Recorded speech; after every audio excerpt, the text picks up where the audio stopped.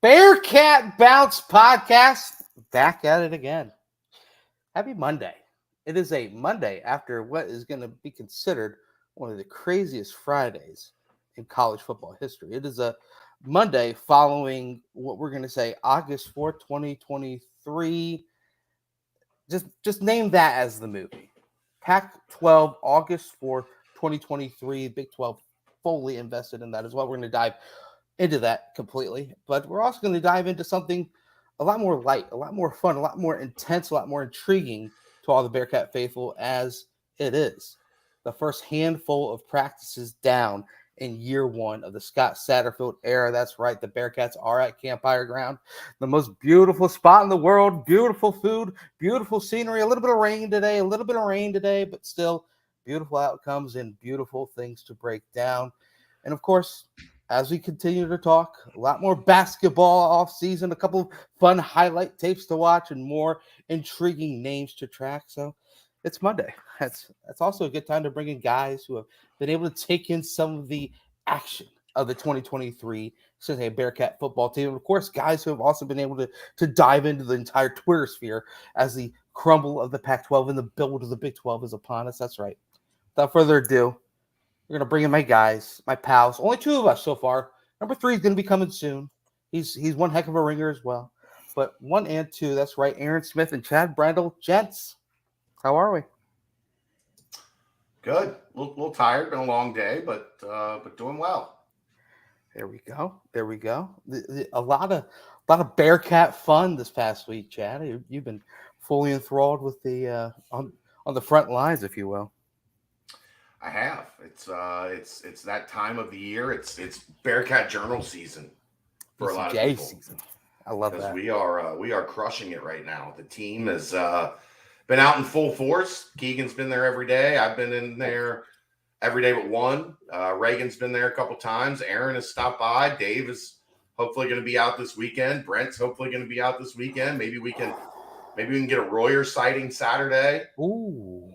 We'll see. We'll ask him when he gets here. We're gonna have to get one Monday first. So, well, yeah, but he doesn't have to show up here on Monday to show up on Saturday. Very true as well. But no, it's good. It's there's you go through the summer where you're grinding for as much content as you can latch onto. Yep. And then we get to this time of the year and it's a flood. So love it. Absolutely, man. Aaron, my man, how are we? Doing all right. Like Chad said, I got to get out to practice. 6 hours of driving on Saturday, round trip, but worth it just to get out there and get to actually meet some people who I've interacted with, whether it be on Twitter or not in person yet. Mm-hmm. But just got to catch up with some old faces, meet some new faces, and got some of that good higher ground food. So yeah, what was it on Saturday lunchtime? Meatball subs. Okay. Which is very strange because it's barbecue meatball subs, not meatball marinara subs.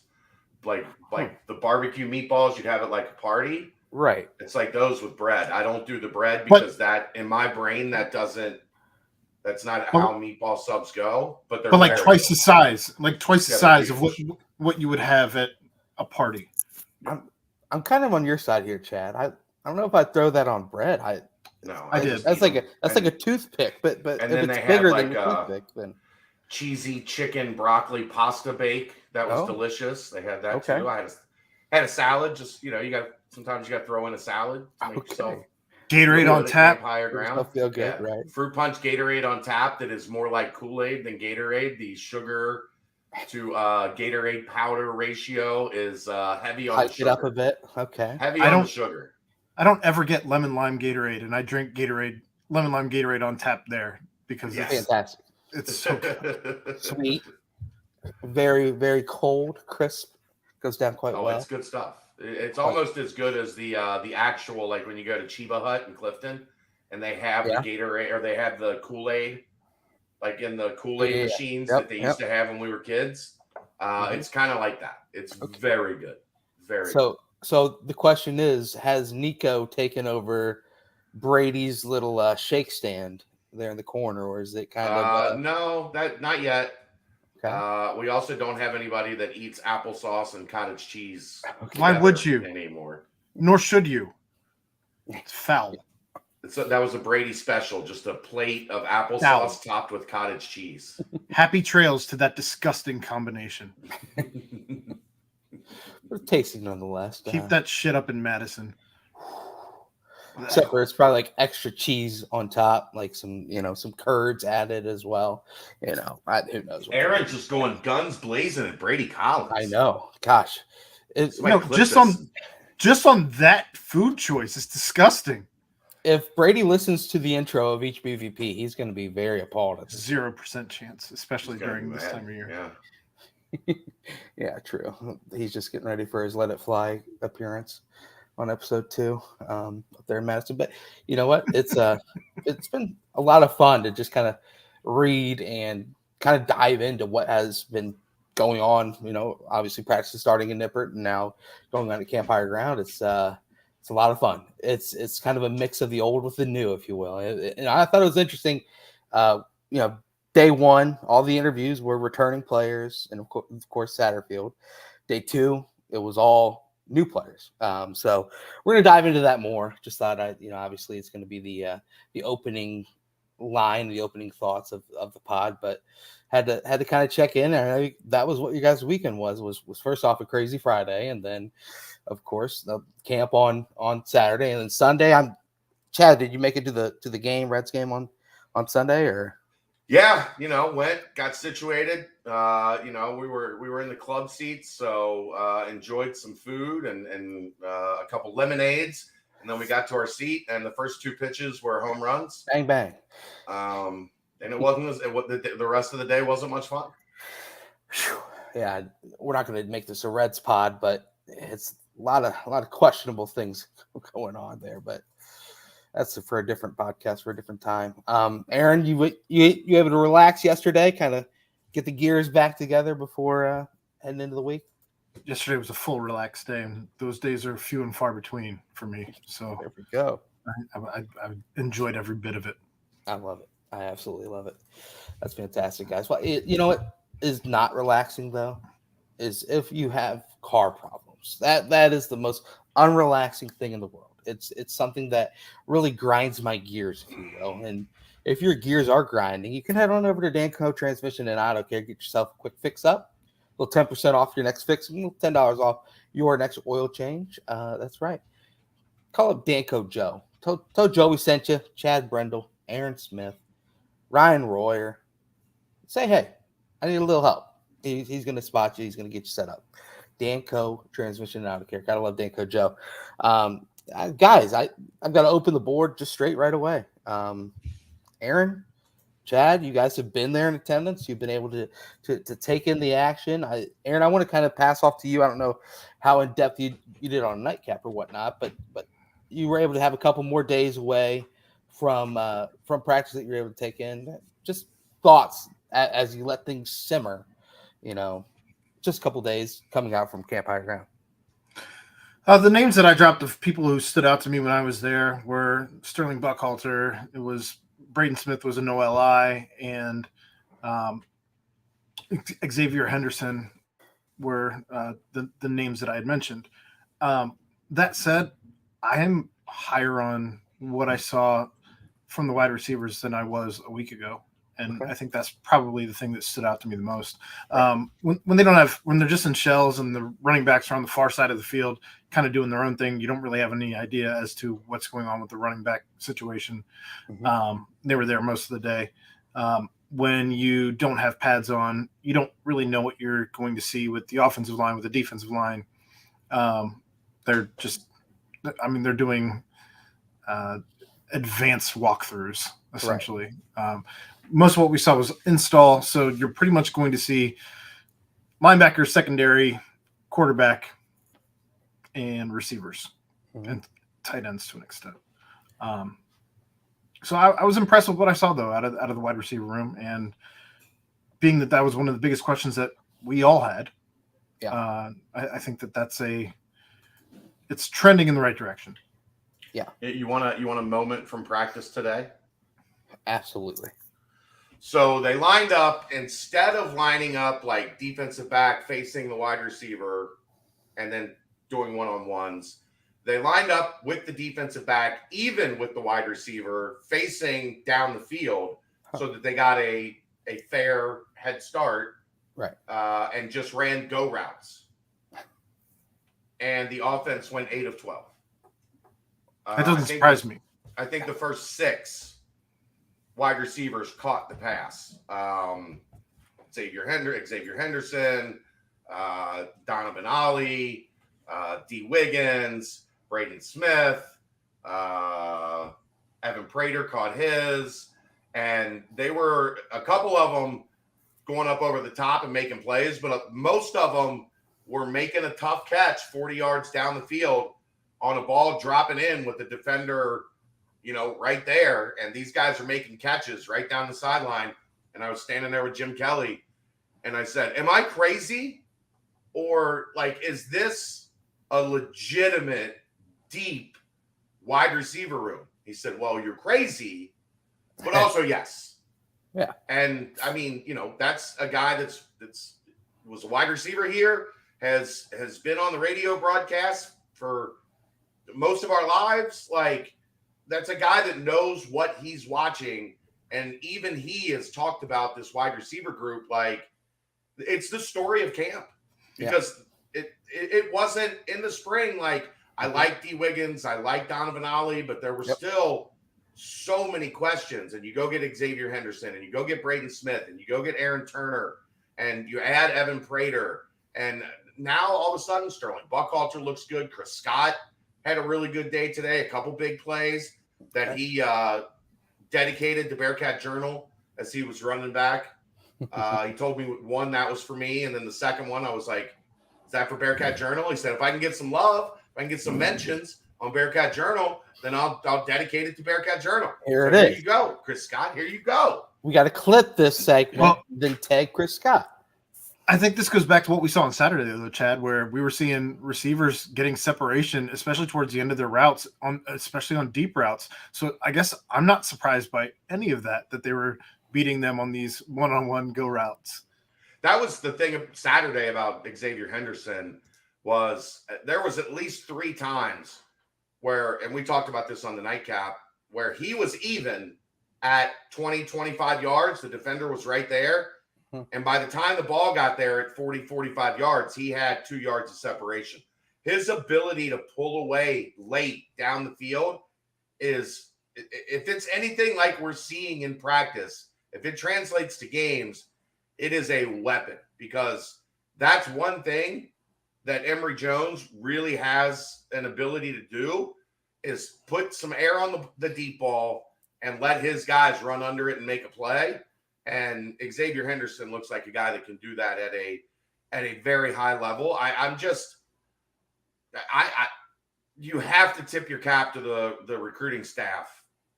Yeah. It's not the recruiting staff, sorry. The talent acquisition staff. Right. Because they went out and acquisitioned some talent in a wide receiver room that could have been an unmitigated disaster. And instead, through the first 4 practices the media has been allowed to watch, they are definitively the story of this camp to date. If you're going to give flowers to the talent acquisition, though, you also have to tip your cap to the fact that they were behind the 8 ball on many programs when they got started. Sure. Because they hadn't even transitioned over. They didn't even have. They didn't even work here yet. That was one of the last staffs to get put together as far as the whole staff goes. Right. Yeah. So just another feather in their cap. Yeah, before we go any further, we got to welcome in Mr. Ryan Royer. Sir, welcome back. Welcome in. How are we? Ryan. You're muted. Ryan. You're muted. Ryan. Royer. Royer. All right, I said looked like I tuned in at the right time. We talking some ball, higher ground action. I always tell the guys, it's like, this is the one time of year I'm not that jealous about not getting to play ball anymore. But saw some interesting clips. I was honestly, waiting to hear from Chad today. Just kind of, there's only so much you could see from the socials. if you're not at practice. But yeah, I'm excited to keep hearing more. It seemed like some guys made some plays, some guys that we expected to prove to be consistent are starting off on the right foot. Emery's kind of churning to start, which is a good sign. So I'm excited to hear and see more. Yeah, we've kind of just been. I've been sitting back and listening to, because Aaron was at practice on Saturday, and Chad's obviously been there for all of them except one. So just been getting these goody nuggets, which is all music to my ears. But Chad, you were at the most recent practice today. A little bit of a rainy affair, a couple of lightning delays based off what Keegan's article had to say. What did that kind of throw the flow off of practice Not the entire really. way, or was it kind of still? They weren't out for long. I thought Right. Aaron did a really good job of there wasn't a lot of like storm activity at higher ground, but there was lightning close enough Right. that they had to pause it. But once it moved past, they did a really good job of getting everybody back out, getting restarted. There wasn't a lot of wasted time, even though there were 2 delays. Mm-hmm. So no, I give credit to Aaron and his crew. They do a great job with that, as Ryan can attest to. They're not looking to waste time having guys just sit, and wait. But it rained pretty hard twice for about 10 minutes each time. But there weren't massive delays, so Right. it was handled well. And they would just get back out, do a quick stretching session to get everybody heated back up, and then on the field you go. Let's get it moving. There we go. Keegan had due to the day today as Evan Prater, as Evan continues to make the transition to wide receiver. Chad, if you had to give out due to the day on top of Evan, who kind of was someone that caught your eye, maybe he's consistently done it, or someone new that kind of really caught your interest? Shaman was up there for due to the day. Corey was up there for due to the day. Although some of that goes to the offensive line. He had 2 big runs at the beginning of practice that I think Royer could have gained 30, 40 yards on. Okay. I mean, just gaping holes. Man. Are you cutting through a tight space and making a jump cut and getting down the field? The tightest, Chad. I'm staying square to the line the whole time. I'm cutting. I'm making guys miss. I'm juking out Corleone. Oh. The good news was put me in an open field tackle with Corleone. I'll win that any day. Yeah, I'll take Dante. But he had big gaps to run through, but he hit the hole with authority and got downfield. And then he had a nice screen pass for a long run. This line, the run blocking has been really solid so far. The pass blocking, great, because we were terrible last year. Terrible. The pass blocking has been okay. I wouldn't want to have to deal with blocking up Brian Brown's defensive scheme, though. There was one today. Threats had a sack that was where did he come from? All of a sudden, he's just in the backfield, two-hand tagging the quarterback down. It was what gap did they shoot him through to get that done? It was impressive. So they do so much to confuse the O-line, and it's an O-line that hasn't played together much.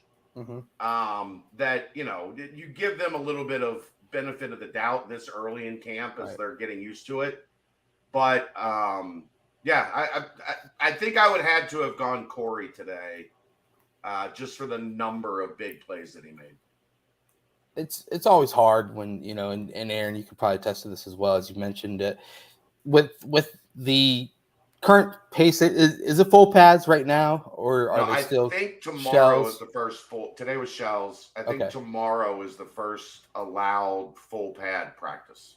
And you're still muted as well. I thought Zach said Wednesday. Well, so tomorrow was supposed to be off, okay, and then Wednesday was practice. Instead, tomorrow is practice and Wednesday is off. So tomorrow you have to do 2 practices in helmets and spider pads, and then 3 practices in shells. Tomorrow is their 6th. Like tomorrow's the first day they can go full pads, so I would expect tomorrow to be full pads. Okay. Yeah, because I mean, obviously, all we've heard about this offense is run, and then pass. So we haven't quite seen that wrinkle yet. So I'm really intrigued to hear how the O-line looks. Obviously going full pads, and then how that running attack looks. Chad, you're able to talk with Nick Cardwell after the offensive line coach Nick Cardwell after practice today. I was interested in a couple things he said. Mainly was just the scheme that they run is built to kind of tire out the defensive line and the defense so that you can kind of hit those bigger chunk plays in the second half. Do you think that kind of bodes to the inclination that the coaching staff wants to have those 8 offensive linemen they feel comfortable to play in a given game? Or do you feel like it might be like a rotation for a couple of series throughout games, or do you think they're trying to solidify a 5 and kind of go with that? I'm curious. They keep saying they want to play more than 5. Right. I just, it's not something people do a lot. Yeah. So, I mean, I think maybe at the guards, Ryan can answer this probably better than me. Like, I don't think you want to rotate tackles. Mm-hmm. And I don't think you want to rotate center. So if you want to have a rotation of Tinsley and Radosevic and Kandra, like to keep your guards fresh because they're doing a lot of moving and getting outside for that outside zone, maybe. But that's my take on it. Ryan might disagree. I don't know. Yeah, you don't want to go. You don't want to rotate tackles. I don't know if you guys remember that good old Peach Bowl, but don't want to talk shame on Mets, but having to throw Mets out there cold against an NFL edge rusher against D. Yeah, and you're going to be playing NFL D linemen all year long in the Big 12, and guys that are you sit out 2 series. I mean, no matter how good you are, you could be an All-American, and you're never going to be your best coming right out on the field after getting no reps at the whole game or just series by series. So you definitely want to, because tackle is it's such a feel process. Like there's tons of footwork, tons of technique that go into it. Not that doesn't go into it at guard or center, but there's a lot more room for error at the middle 3. You're not as much on an island. So I think, Chad, I agree. You don't want to rotate your tackles, but you'll see sometimes it's not if someone goes down at center or guard, you can see them rotate guys around. So that middle 3, they know how to play all 3 positions. Granted, it might not be like the best combination, but if you're going to see rotation, I agree. It's going to definitely be at the guards, and who knows if Gavin needs a breather sometimes. I'm sure they got 1 or 2 guys. Radosevic is a hell of a center. Yeah. And the surprise, maybe the biggest surprise of camp is how much they seem to trust D'Artagnan and Tinsley. Yeah. Because when they've rotated, Kandra is the one that has gone to the second team. Kandra and Radosevic have gone to the second team in the rotation. Tinsley has stayed. Now, some of that might be that, at least for now, Kandra and Radosevic have taken a lot of the second team center reps. Mm-hmm. So maybe you're rotating them to the second team so that they can, fulfill that without having to do like that, like a lot of last year we saw double duty after Renfro got hurt, where Gerhardt was playing center and then second team guard and taking all of the reps. So maybe there's some of that like there's some strategery to it on who's rotating out, but they seem to really like Tinsley, and Cardwell talked about him pretty glowingly today as well in that interview. Like if there's one interview so far from camp to watch, I think it's the interview with Nick Cardwell today, because he gave a lot of insight into not only the guys, but their system and how he coaches it, and a lot of that stuff. So I mean, I just thought it was. You watched it, Brent. I thought it was informative. He seems like an awesome dude too. Just super candid, super engaging. And by the way, I love your strategery word. That's a good word. I'm gonna use it a little bit more. But strategery. Strategery. It's just my strategery. Strategy and strategery.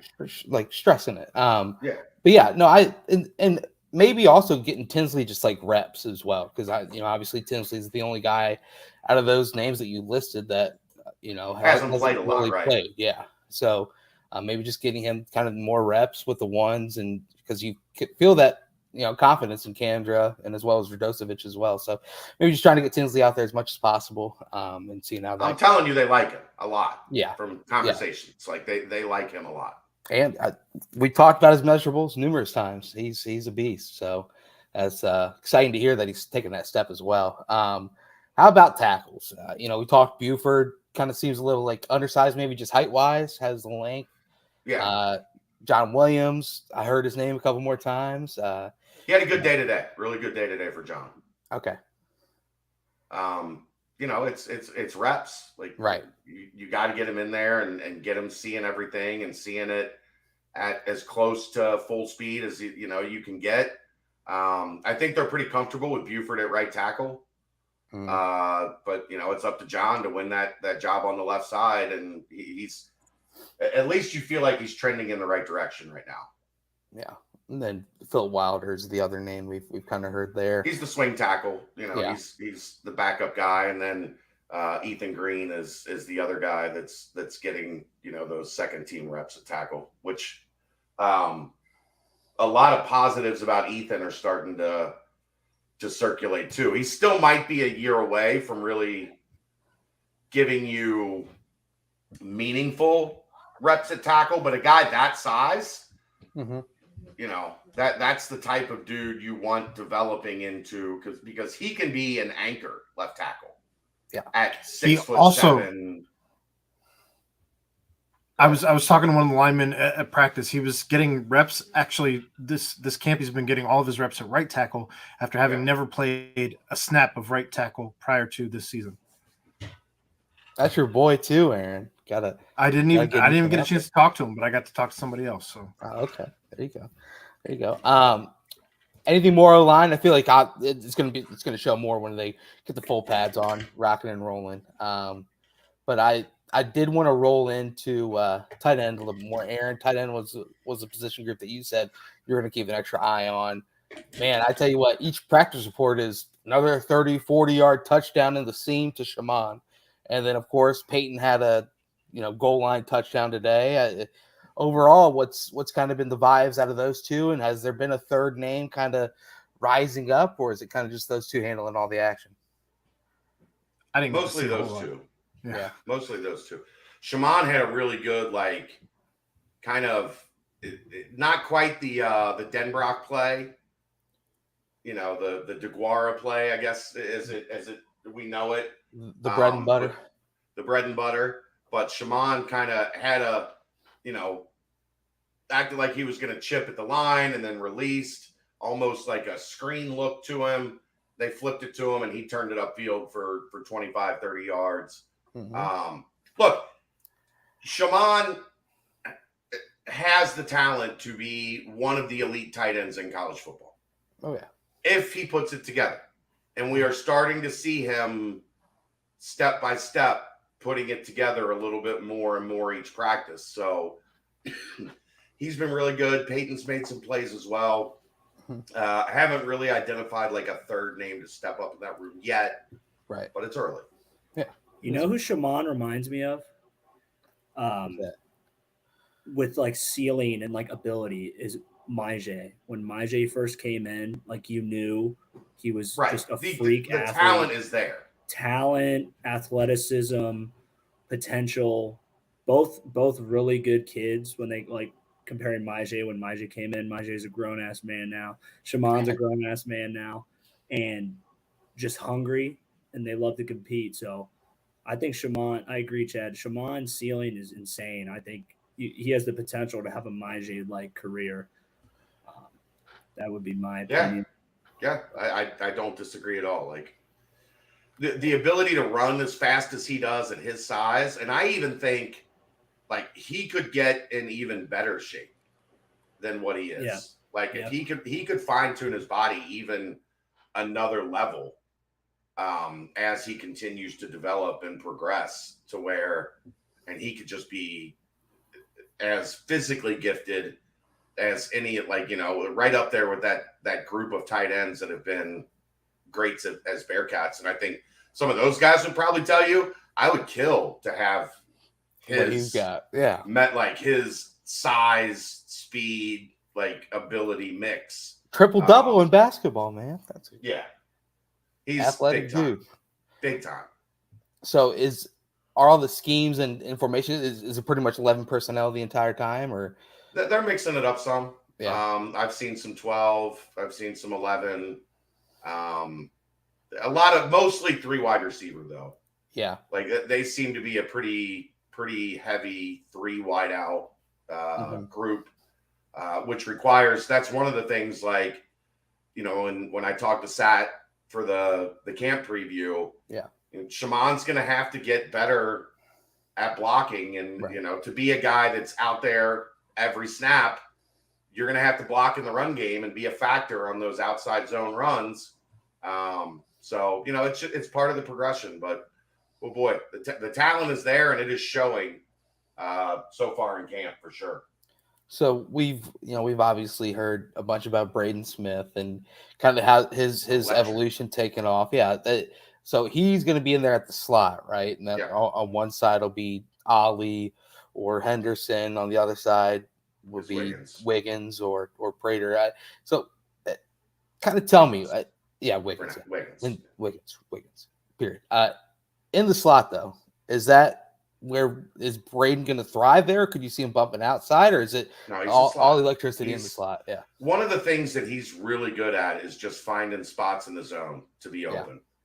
Finding those open spots in the defense to sit down and make a catch, or to drag across the route and know exactly where, like, all right, this is where you want to get me the ball. Like he's a slot guy. Like he has a natural ability to just be electric in the slot. Now, break glass in case of emergency. Could you use them outside? Like, I'm sure you could, but you got a lot of. What do we always talk about? Use guys where they are, where they create the mismatch. Yep. Use guys at what they're good at doing.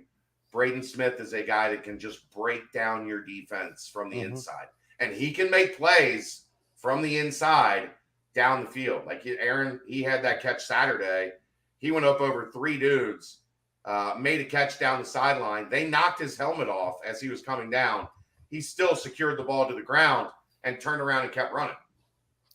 He actually threw the ball at the defender and then chirped. When he got done, Yeah. He came back and said, "You forgot this." Yeah.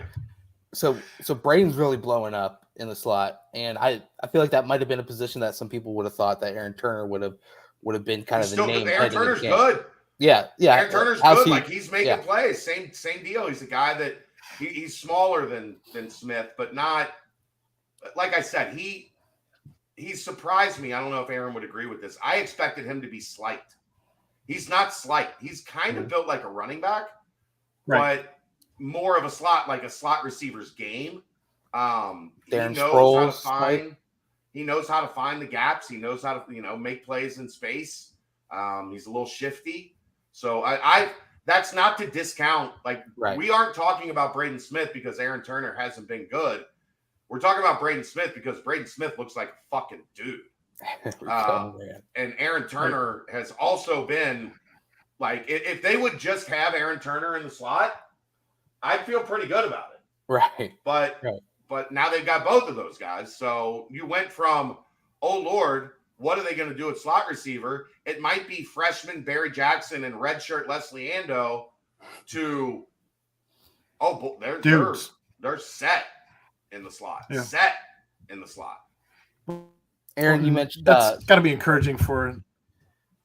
That's got to be encouraging for the wide receiving room to know that Barry Jackson's going to be learning from those guys and not just trying to lead as he's trying to figure out how he fits into the collegiate landscape. Oh, look, if you can put Barry Jackson under Braden Smith's wing. Right. Wow. Braden Smith might be the singular biggest storyline I've heard up to this point, because I was just kind of highlighting names that popped up on each practice report, and his was Always just Braden Smith. constantly just blowing. So I mean that's an unbelievable development and one that's fun to watch. There's not a day that I don't have Braden Smith with a star right. by his name. Like, there's not a day. I think that's also because we're not talking about Xavier Henderson enough, because we just expect him to do great things at this point, right? No, I After think having he's still. That's the other thing, Aaron. Braden Smith played for Scott Satterfield. Like, right. He's ahead of where Xavier Henderson is. Xavier Henderson is still learning and like figuring out exactly what the routes are, what they're asking him to do. Now, when he makes plays, Aaron, he makes plays. So it's splashy. He actually, though, he had a drag route today, like a shallow drag across the middle of the defense that he caught and turned upfield for a huge gain. And it was like, ooh.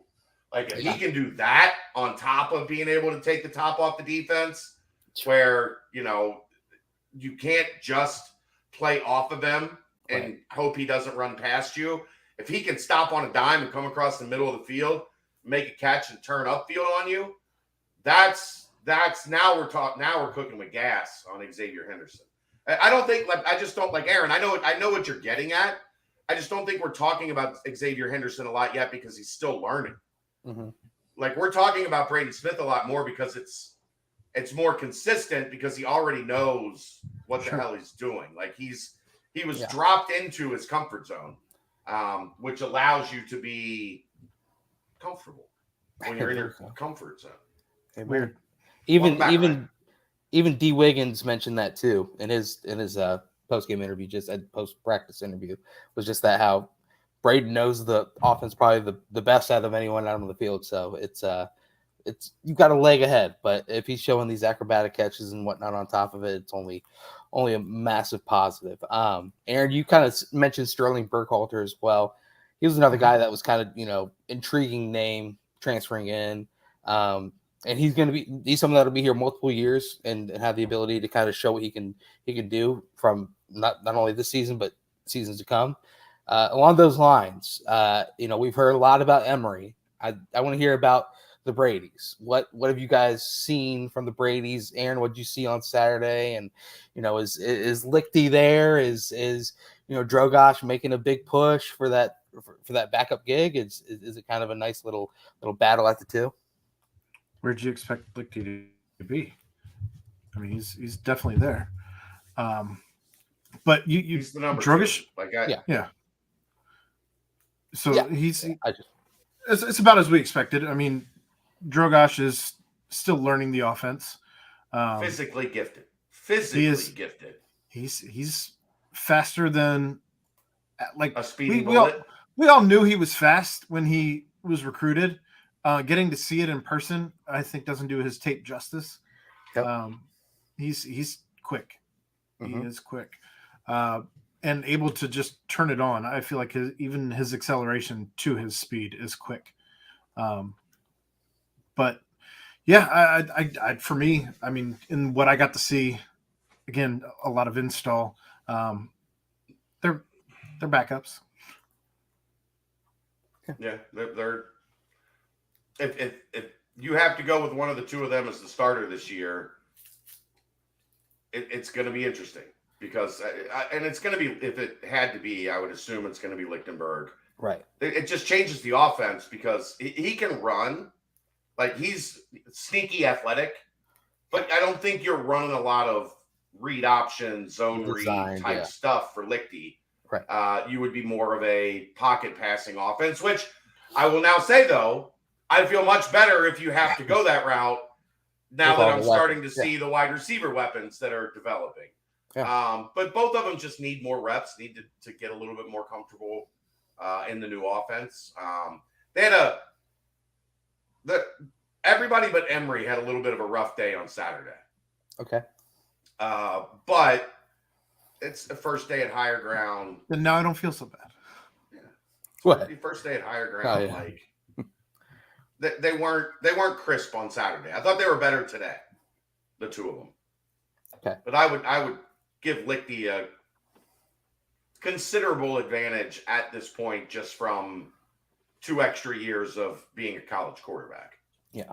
Okay. There we go. Offense sounds like it's churning out quite well. How's the rotation defensively going just along the line? Is it kind of, I heard They're experimenting mentions of, still. yeah. They're experimenting. I think, an important one's going to figure out who was that guy behind Corleone. Yeah.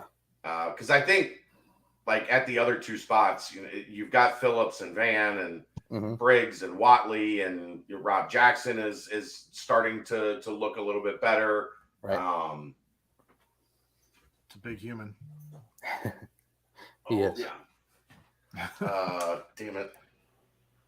Chad, how many like ones-on-ones was it? Most of the 11 on 11 is ones-on-ones. So who would you give the edge to between O-line versus D-line, and then wide receivers versus DBs? So today I would say the O-line was better in run fit. The D-line was better in pass fit. So about even, like met in the middle, kind of. Would you contribute that to more because were we running more pressures at them, or just kind of like 5-on-4? They were running some shit at him in the past game. Yeah. But like Brian Brown, that's all they run. They run some shit at you. Yeah. Like before you got here, I said Brian Threats had a sack today that was like, where the fuck did he come from? And just all of a sudden he was at the quarterback. It was like, what? Oh yeah. Where was that? Like, I think you're gonna get a lot of that with Brian Brown, where it's Threats, it's Deshaun, it's Greshik, it's either Sammy or Jordan Young. Like, just guys coming from a lot of different angles to just keep that offense like kind of panicked. Like, I think that's the idea of Brian Brown's defense, is you want the offense to just constantly be in a state of like, are we sure that we have all of the options blocked? Because it could come from anywhere. Like, are we sure we're solid? Are we sure we're sound? Right. Wide receiver DBs, today I would go wide receiver. It's been fairly even. So I don't think, it's been like 10-9, 9-10, 10-9, 9-10. Like, tell them about the drill today, though, Chad. So I'll get your thoughts on this as a defensive guy. Instead of lining up DB facing wide receiver and either in press or off, they lined them up shoulder to shoulder facing down the field and through go routes, with the DB able to start at the same time as the wide receiver running in the same direction. And the wide receivers caught 8 of 12, like 40 yards down the field. Okay, it's kind of just simulating like one-on-one 50-50. Just one-on-one 50-50 balls. Just go and see who gets it. I've never seen that. That's a cool drill. Yeah. 8 of 12, and like I think Xavier Henderson got past his guy a little bit of that late separation that we've talked about with him. But almost all the other ones were contested one-on-one, and the receivers coming down with the catch. They only did it one time through like the rotation, but I thought it was a really interesting like take on downfield like deep ball coverage. Yeah, because I feel like that would give the wide receiver a pretty distinct advantage. But I mean, if you're running foot by foot, what do you think, Ryan? Who does that give the advantage to in a drill like that? Where basically they're lining up like a sprint. Like, yeah, I would think it gives the DB more of an advantage than if they're lined up facing him and have to turn and like run. Like, yeah. But it takes away like the jam at the line of scrimmage too.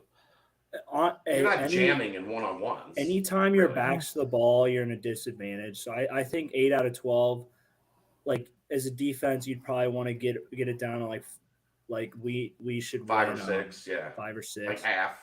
Yeah, and 8 might be one more rep than you should be thinking, because the offense, if you can see it, you can time up the jump and you can go high point it. So you're always going to be slightly more advantage, but those DBs do work that like nonstop, grabbing the wrist, sticking the hand in between, all that shit. So they know how. It's not like they don't know how to do it and they aren't coached. But yeah, Mhm. offense definitely has a slighter edge. I'd say. Chuck, you can find it on this very YouTube channel that you're watching right now. Just go to youtube.com/Bearcat Journal. If you're having trouble finding it, click on the videos tab, and it'll be right there. It'll be one of the first ones. Wow. Chuck Norris listening to our podcast. That is awesome. We've made it. I'm not messing with that guy. And We look, have- if Chuck we've Norris made asks a question, I'm putting the question on the Gotta screen answer that. and I'm fucking answering it. Gotta answer Like it. everything else can stop. Gotta absolutely answer it. Backing up, Godfather, is that like Dom, Hunt, Derek Shepard? Is it kind of just seeing who Yeah, coming out of that? Jalen Hunt has flashed a couple times. Dominique Perry, I haven't seen a ton. I don't know if he's got his reps limited as they just make sure that he's healthy. Yeah. But Shep and Hunt. Gavin Yeah. had a little exchange today Well, kerfuffle. on the sidelines. Okay. Gavin thought that Shep was maybe What level is holding. it though? What level was it? It was about a 7.5. Almost got to a 9. It almost became a Donnybrook. Ooh. It was after the ones had come out. So Shep was rotating in with the ones, and they were like coming off the field together. And I think Gavin said something about how he felt that he was being illegally contacted with the hands, and Shep objected, and then Gavin went to show him, and then Shep kindly said, "Sir, I don't appreciate you jostling me like that." And then it got a little heated, and then it got broken up, and they both went their separate ways. But So certainly more than an agree to disagree, but yeah, there was not an agree to disagree moment. Yeah. Okay. But it didn't turn into a Donnybrook. It was just a there was the disagree. There was just never the agree to disagree. Okay. it sounds like there was more than a kerfuffle. But Yeah. Well, I think kerfuffle might be like right about where we were at. Okay. If it would have went even an inch farther, it would have progressed beyond kerfuffle. But I think kerfuffle is an accurate indication of the situation. feathers were certainly ruffled. Ruffle. Yeah. Ruffle. Ruffle the Ruffled kerfuffle. feathers. Ruffle the kerfuffle. Royer, I want to hear the biggest Donnybrook situation you had during your time at Camp Higher Ground. Oh my God. I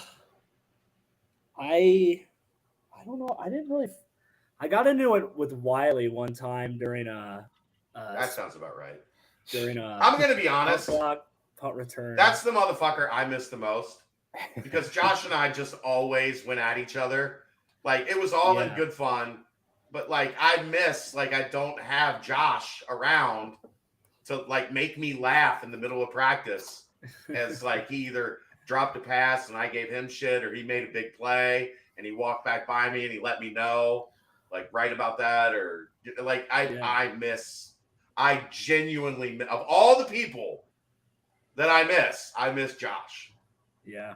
Josh is a great time, dude. He was a hell of a guy to practice against. I went up against him for like 4 years, but talk shit. He plays a little chippy, and so it's fun to compete against him. And if you can get under his skin, it's kind of funny sometimes. But that's kind of what happened. He's west side to the core. He's ready to fight. Yeah, like Josh is always ready to throw hands. yeah. Usually it with was me, like- and I'm like, Yeah. no. I'm not good. It's got about a 9-inch reach on you. Yeah. Josh, Maybe like probably more. Josh likes to scrap. He likes Yeah. to talk too. It's fun. Makes for some fun practices sometimes. There you go. Moving on. I think we got to touch on the rest of the D line. Eric Phillips sounds like he's showing out pretty well. kind of filling in that end role like he did this past season, maybe even more. Juwan Briggs had some high words to say about him. I also liked when Briggs said that he's trying to be a sheepdog more than the shepherd, which is a pretty deep and Juwan Briggsy thing to say, I feel like. It's But very biblical. yes. He's got to be the most philosophical person on this team at this point, right? Right. He might be the most philosophical person in the history of UC football.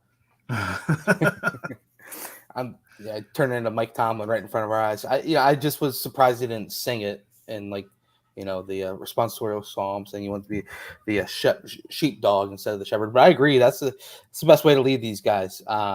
And if Phillips can take that next step of becoming that rush end type, opposite of DG as everyone calls him, that'd be awesome to see. But as far as he hit a quick on Saturday, he hit a quick engage the tackle and then hit a kind of a reverse spin inside back to the middle. It's a pro, quote unquote, it's a pro move. Yeah. To where you get the offensive lineman to kind of engage you and then you're back inside, and it was like, ooh, and I said something to him afterwards. I was like, I saw that little reverse spin. You saw that, huh? You saw that? Yeah, okay, you're working on the moves. I see Walt. Walt's got you in the lab working on a couple different things. Roy, when you played with him, what, 1 year or two? 2. He is such a sweet kid. Oh yeah, he's the best. His intentions are his heart's in the right place. He's trying to be great. He's getting better progressively because of the way he works. I'm a diehard Eric Phillips fan. Yeah, he deserves everything. Mm-hmm. Would you agree this scheme kind of fits perfectly with his game? How he can be more aggressive, get downfield. Yeah, I think it plays in all those guys' games. It's a great. As long hopefully that Walt and Brown can be on the same page. I bet they will be, and making sure they got the guys running downhill that. That D line's a downhill ass line. Let's talk ball. Let's talk ball. I think this is why I like Mike Tressel. I thought Mike Tressel was a good defensive coach. I thought Mike Tressel coached this defense without a feel for what made this defense great and the type of guys that have been recruited to play defense here, which are, I want to rip your face off. And I thought there was too much sit back and read and react, which if you recruit to that, I don't think there's anything wrong with that. But I think you are seeing these guys on defense, especially the guys that have been here, kind of have that look of okay, this is what we signed up for. This is what we came here to do, pin the ears back and go attack the football. And I didn't think, when you talk to guys about playing for Tressel, I think they liked him. Mm-hmm.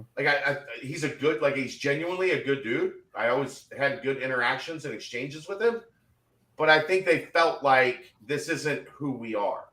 This isn't the Black Cats, if you will. It was his version of that, which was not as attacking. And I think you can see in their eyes, you can see when you're talking to them that they're like, okay, we get to go back to, maybe it's not Freeman's system, but it's close enough that they feel like, let's go. Let's get downhill. Let's go lay some hitting, let's go lay some hurt on somebody. Brian Brown took him off a leash. And that's what you want. You want your players to feel that way.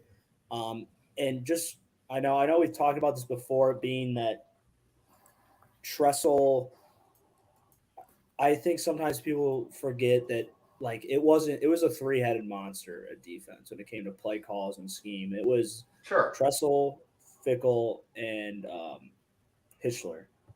And they were bouncing calls around all game, and so it wasn't just all Tressel's kind of word in on what they were going to be doing and what they were running during the game. But I do somewhat understand what you're saying, and it is we were like, granted, we were still really aggressive, and I Just I not think as there was- aggressive as when Yeah. Marcus was here. And I think sometimes we weren't as aggressive because like we didn't need to like have a numbers game to win. Like we didn't. To, Yeah, like, you were win every better line. than the offense every And night out.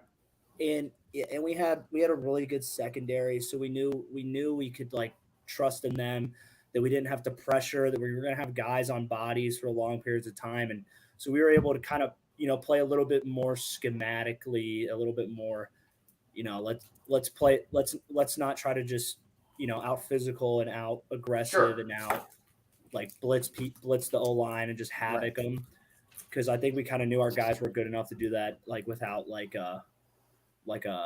getting extra guy on pressure. So, but I agree. Like I do think, yeah, like sometimes it did feel like we weren't as like creating like chaos in terms of like how many guys we were sending, but statistically we had just as many like quote unquote havoc plays as we did with Freeman.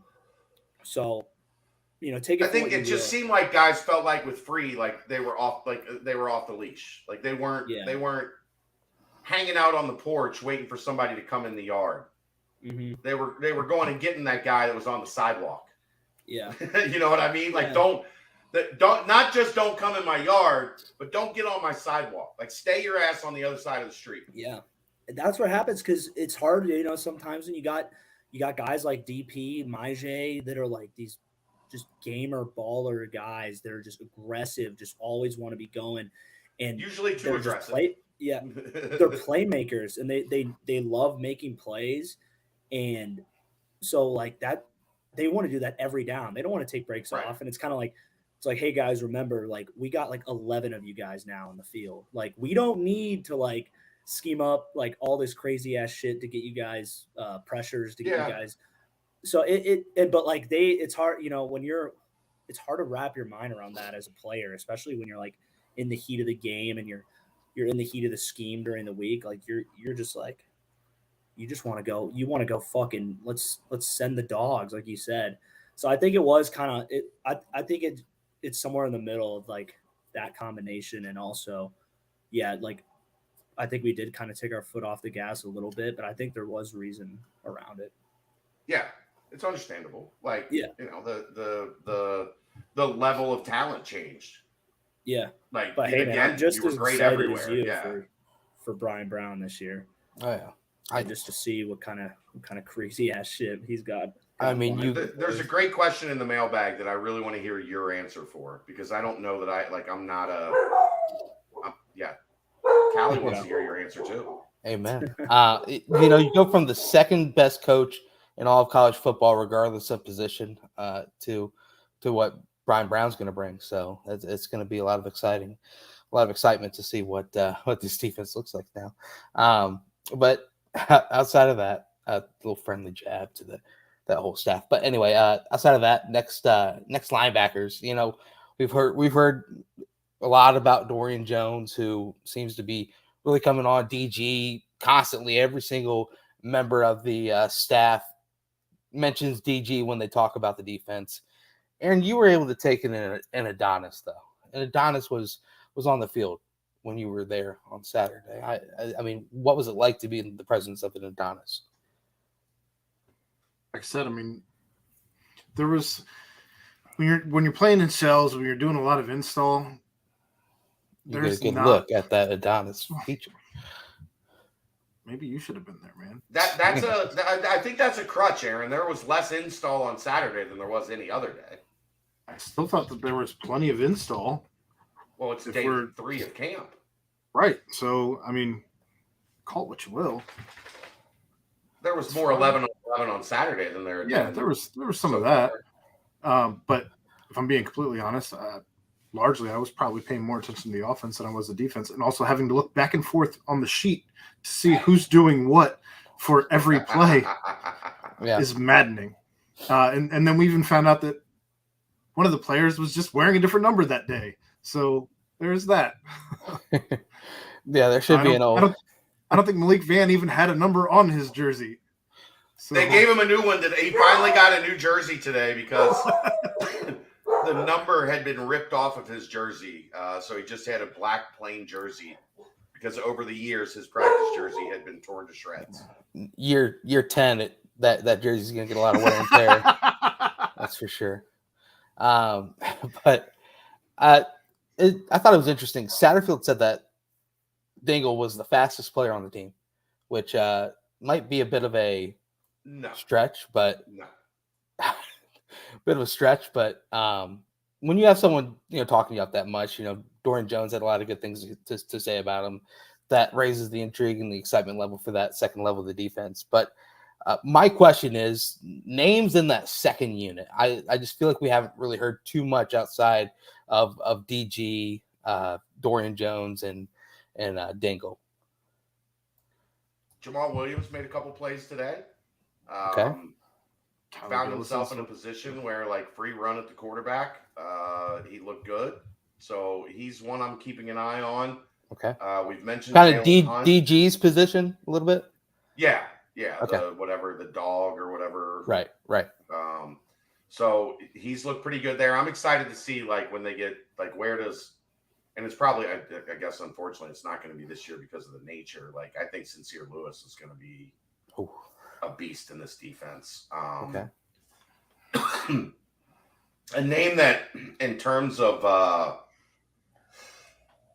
what he looks like physically, Kyrie Moiston, the Virginia Tech transfer. Yep. He's 6'4", 240 pounds, and literally looks like he could probably tie his shoes with, like, very little bend. Okay. Like, he is long. Haven't seen him pop a whole lot yet. Right. But the physical tools, when he walks onto the field, it's one of those, like, so, like, Aaron's right in that there's so many, like, there's 33 new guys. Right. So you're constantly like, who's that? Who's that? Who's that? Like, he walked out onto the field with the second team and it was like, wait, like the record skipped a little bit. And you're like, where did that dude come from? And it's him. Actually, a guy that is, over the past 2 days, has started to really catch my eye. Yep. Is New Mexico transfer Deion Hunter. Okay. He has been involved in some plays. Now, what throws me off about him is he's wearing 42, which was Malik Van's old number. So when I see 42, you're like, wait a minute. Yeah, I'm like, that's Malik. Malik lost a lot of weight. But he's a guy that's made some plays here over the last 2 days that are starting to stand out. Kalen Carroll, second-year defensive back, has started to flash some. Oliver Bridges is getting a lot of run with the twos at safety. Oh, nice. He's the guy that Nico, like, he was the Iron Bear, one of the Iron Bearcats. Yep, which kind of caught everybody off guard. Like, who's that? Aaron was like, that's OB, Oliver Bridges. So there are guys that are starting to line up on that second team. Tyler Gillison. Yeah, Gilly looks good. Also in that dog position, kind of rotating in and out with the twos with Jamal Williams. He's made a couple plays. He made a couple plays Saturday. So it's stacking, but it's early in camp. Like, the farther along we go, the more, some of that stuff is going to start to materialize. Yeah. Probably lean pretty heavily on Dorian Jones and Dingle for the most part, I would imagine, right? At linebacker, yeah. Yeah. I mean, okay. At least first team. Like, those aren't generally, especially if you have, like, a legitimate, these are our two guys. Yeah. They're not coming off the field a whole lot. Like, you're not doing 1A, 1B. True. With your two middle linebackers, really. True. So Ivan Pace has been really making waves for the Minnesota Vikings. Sure. Is DP ready to become that defensive player on the Black Cats that kind of just rises up and everyone's like, wow, this is the absolute stud of this defense, making plays, the unanimous first team, all Big 12, and kind of the heartbeat of the defense, if you will. if you had to say, taking out the defensive lineman for the most part. Well, I mean, I think Chad asked Deshaun while we were there at camp on Saturday when we were interviewing Deshaun. Yeah. But he asked Deshaun if he felt like this defense was designed for him specifically. And he had a grin that went from ear to ear when he was asked that question, because he knows it's not designed for him, but he also knows the way he fits in this defense. And I think that he's running around and he looks like Deshaun of old. He looks like Deshaun 2 years ago. And obviously when some of the talent drops off from around you, things kind of level out a little bit. But I think that he's got an opportunity this year to be that guy again. I think that the way he's looking already, I mean, you saw him during the spring game, and then we're seeing him even in camp already. I believe day one of camp, he had 2 picks. He looked good on Saturday. There's not a doubt in my mind he looked good without having read anything or watched any of the videos today. There's not a doubt in my mind that he looked good again today, because the dude knows football. He flies around to the football, and I think that he's got an opportunity in this star position to do just that. And then in his interview after practice, I thought it was awesome to hear. They said, who is your favorite to go up one-on-one in pass coverage? And he said number 0, Braden Smith, and just calling out who's been arguably the biggest star so far of fall camp, and saying that that's your favorite to go up against is pretty awesome to hear. So he said he likes a challenge, and that's not something you hear a lot of guys say too often. I don't think. Not at all. One guy I was interested to hear kind of if it's been more of a like competition or kind of what things have led to, and Chad's taking care of things right now, but I'm here. Okay. Is the kid has food poisoning. So normally when we record, the puppy goes upstairs with Kelsey, right, and she's zonked out and not able to take care of the puppy. So I'm on double duty right now. The double duty. Single dad life, baby. There we go, baby. Taj Ward obviously getting a lot of talk at safety. Is DJ Taylor still back there competing? I know he was turning heads a lot in spring. Haven't really heard. He's made some plays. Like there's been multiple times where like 5 is right in the middle of the action. I probably should have mentioned him with the 2s, but I think it's because he's splitting.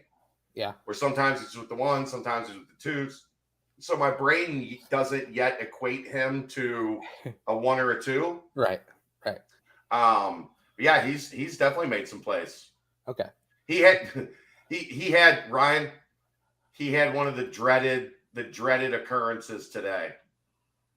So they were working on at the very end of practice. So 2 hours and 20 minutes in, they're working on like Hail Mary jump balls. And Xavier Henderson goes up, high points it, brings it down. As he's bringing it down, DJ Taylor lands and knocks the ball away. But as he lands, both calves cramp. Oh gosh. And hits the deck, and you just saw instantly, he's grabbing. It looks like he's grabbing his hamstrings, but he's grabbing on both legs. So you know exactly what's happening. Walk us through a double calf cramp. Well, what happens is when you're obviously your muscles get tight because it's super high, you're dehydrated, and just the force of jumping up and landing down like that, especially those guys, how high they get up there, it just your muscles contract really quickly and they just spaz out without that freaking enough water in them. And it is just it almost feels like you tear your Achilles, but then you briefly, and then you kind of oh, okay, I'm all right, but I'm still in a lot of pain. And it's just just lay down on the ground. You just want to immediately, I would always just put my legs in the air, just get them off the ground, just get all. I don't even think he could initially. I don't it was both of them. When it's one, you can just you just stick that leg up, cramp, but it was both of them. So as he was trying to get one up, the other one would catch, and he was rolling back, he looked like a turtle on its back. Where it couldn't. They catch him in a sus position, man. Yeah. They get that on film. I'm sure it was on film. Ryan, how many cramps in the night were dudes getting out there at camp? I mean, there were scary ones, like the full body ones where they have to put them in the cold tub, and they're like trying to think that they need to call the ambulance, but it was always like the first In the night, first. middle of the No, night, they got to I take mean, a like- guy to a cold tub. Oh, Middle of is the it night in while the you're night? sleeping, yeah. Oh, I never heard about any of You those. guys probably hydrated enough. Dude, I used to Yeah. I still get calf cramps in the middle of the night. That's Just too drink- much alcohol and drink not more enough water. I Brent. gotta, yeah. I mean, this thing was Your full. ratio and is this off. thing, yeah, I just You're drinking the dark one, and the light one is full. barely, yeah. You barely, had a sip barely. of Makes the water, sense. a sip of the water. That's That why makes you're cramping in the middle That of the makes night. sense. That makes sense. It's Sammy Anderson, Jordan Young. You know, you mentioned Kalen Carroll a lot, which is awesome to hear. But Sammy is he next in the long line of cornerbacks Sammy's that have played just great. really Actually, I taken was a step? talking to somebody today. Jordan has been good, but Yeah. it doesn't feel like he's been as dominant as he was in the spring. But then you also have to remember in the spring, the wide receiver room didn't look like this. So, Right. of course, with less talent, he's going to look more dominant. Look at you now mixing in the water. There you go. Peer pressure's a bitch. Yeah, I'm knocking on wood too. I'm feeling a cramp tonight for sure. But Jordan's still been good. It's just, guys are making more plays than they did on him in the spring. Yeah. Because he's guarding better guys. Yeah. But Sammy's been fantastic. He's had a great camp, but great first week essentially of camp. I'll tell you one thing. Jordan Young does not miss a day in the weight room. I'll say that much, Nope. man. Sheesh. No. Whew.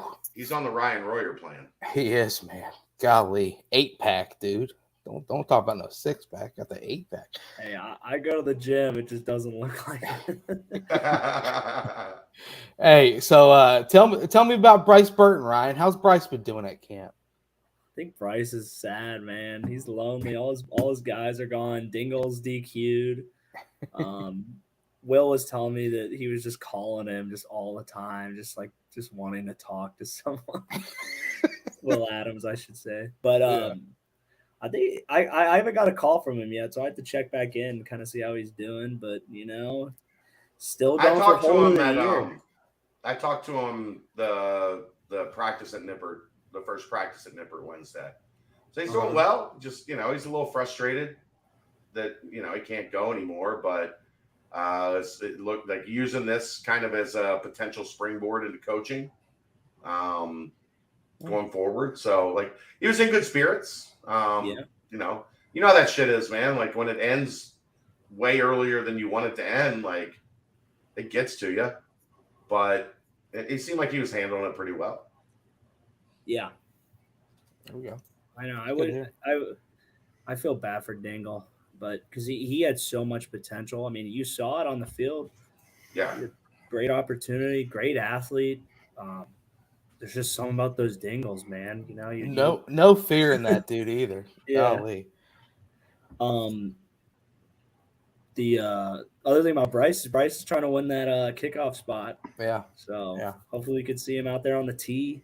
He takes. He had a rough day yesterday, Royer. Oh really? God. Yeah.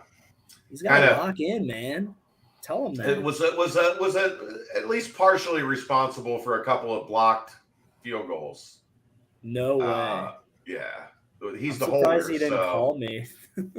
he got some heat. But then they snapped back today. The process, the mechanics were on point today.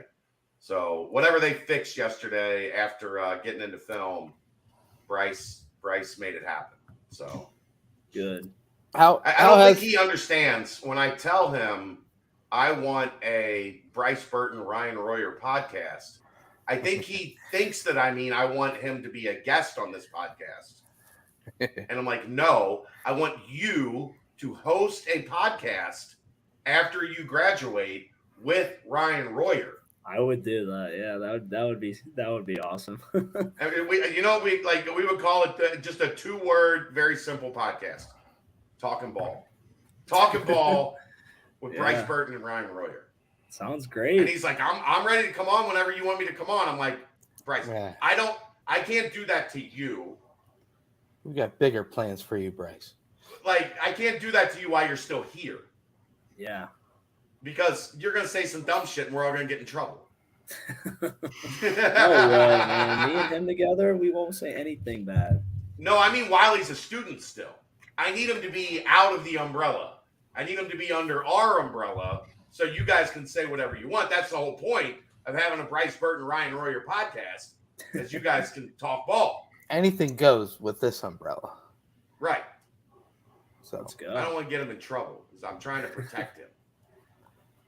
Let's close up with Carter Brown. How's the pulse been with that? He's developing. You know, I'm starting to see a little bit more pop. I'm starting to see a little bit more like drive. It felt like at times he was maybe trying to like not miss, where a little bit more air, a little safe, right? But they're asking him, "Hey, hit this from 55, hit this from 50," and I think he's learning. I can't finesse a 50-yard kick. You got to drive into that thing and get some pop. So I think you're starting to see him be a little bit more aggressive in his kicking style. Now, the beautiful thing about the way that he like naturally kicks is out to 40 yards. There's height, there's distance, there's accuracy. You know, all the way out to that like 40, 45 yard range. Right. I think where they're trying to work on him is let's get you a little bit more, like a little more drive into those like 45, that 55. Let's make you a weapon out to 50. Okay. To where we feel confident when you come in, like you're going to be able to give us a kick from 47 to 52 yards. I think we're seeing some progress there, but on those kicks, right in like 40, 42, 43, like he's money on pretty much everything inside from there. Just because he's got great loft on the kick, he's got good accuracy, he's got good distance. Today, instead of it like looking like the McDonald's arches, if you've been out to higher ground, he was putting it like into the tower. Okay. So I felt a little better about the way that I saw him kick today.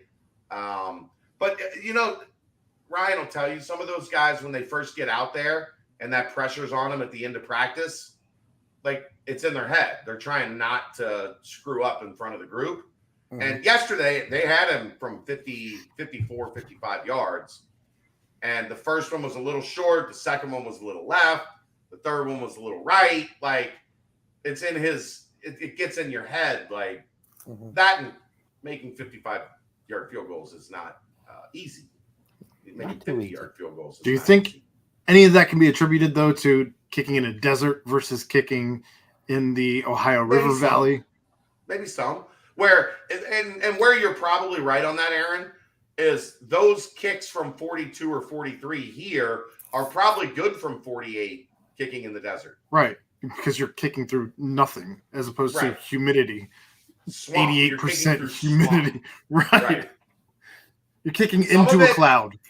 Why are my balls going shorter? Some of it also is you're probably dealing with a questionable holder. Yeah, man. That's what we determined last year when we had all those. Was it 2 years ago? Yeah. Bo was pretty damn good last year. Yeah, 2 years ago you had problems. Yeah, it was because it was the spot. That's why Mason put me as the spot coach, because Bryce was messing up where he was spotting the ball, and so the kickers weren't striking on the ball where they thought they would be. Yeah. So we got to get a spot coach out there at higher ground. There we go. Make a call, Ryan. Yeah, let's make a quick call.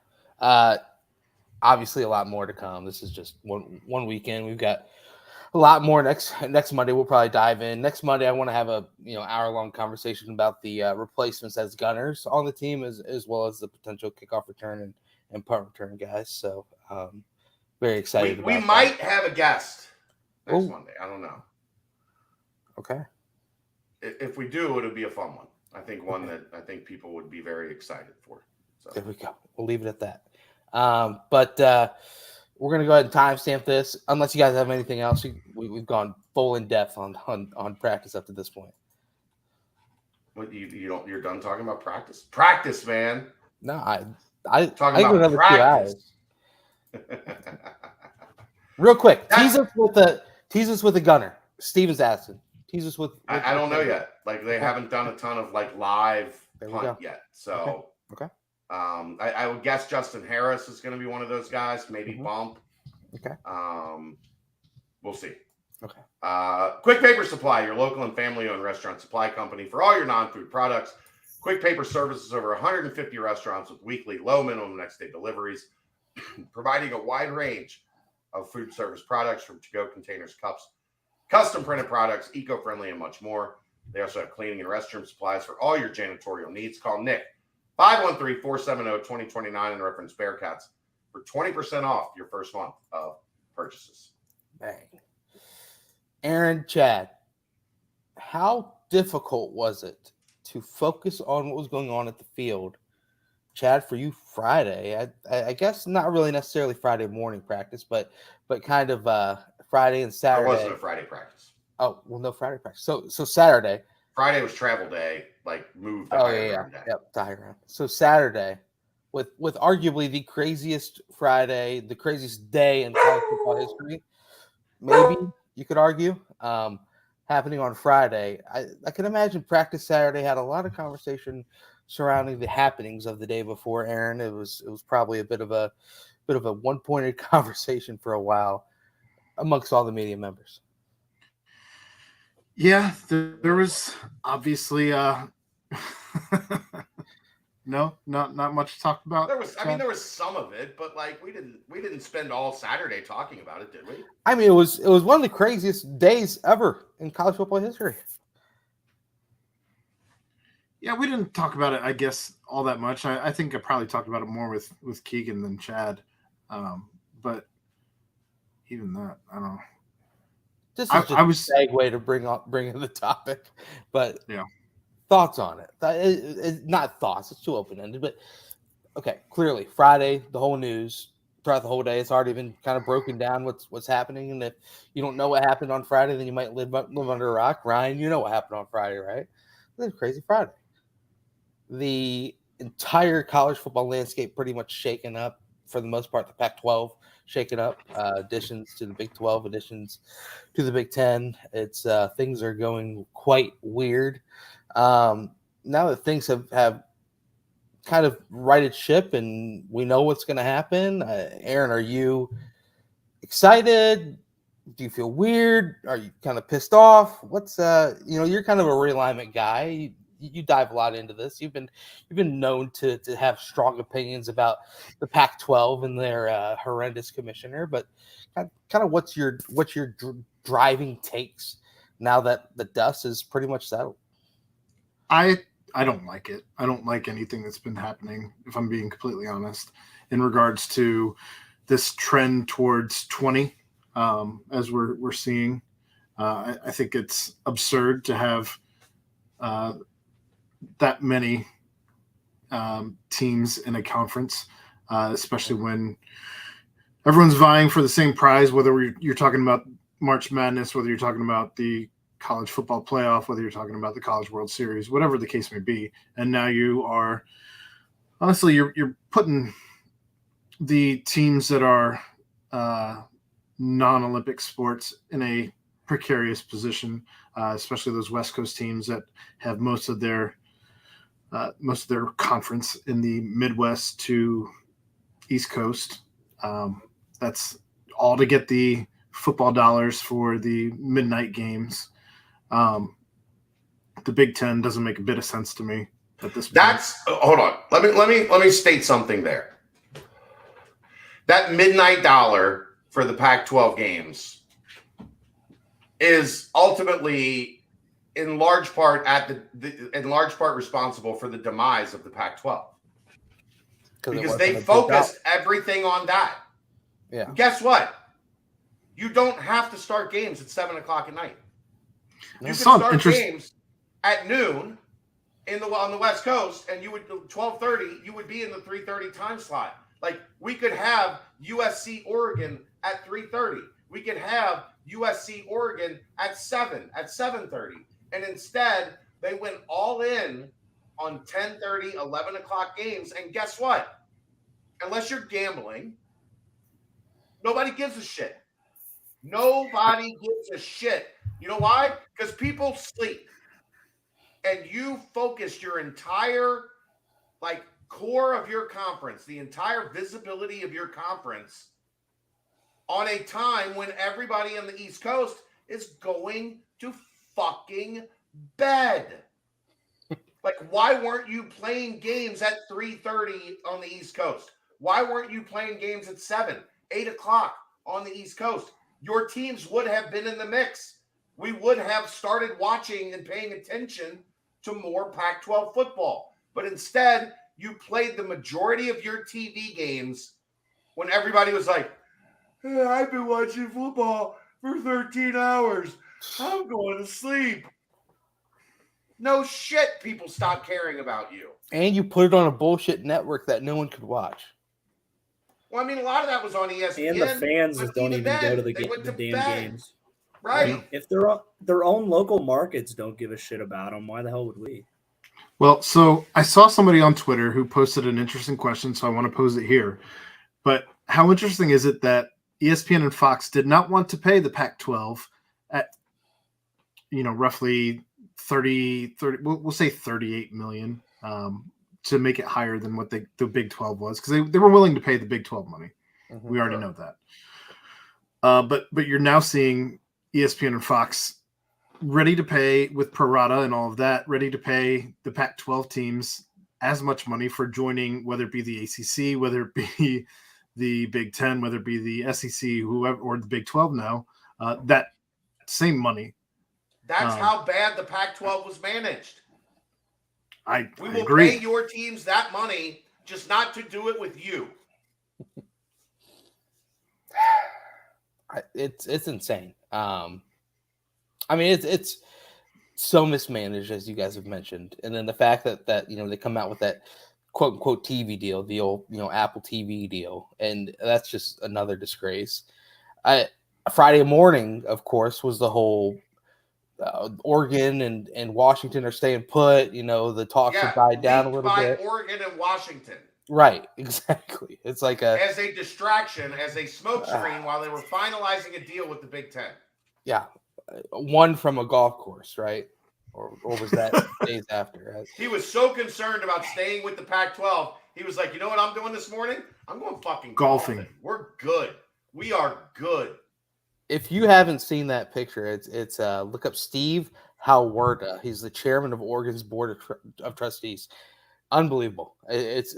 I heard about it on the College Football Inquirer podcast, and then it doesn't do justice until you look at some of the pictures that Stuart Mandel had tweeted. One he's coming out of a bunker, like literally, he's in a bunker with the. It's insane. That's a incredible image.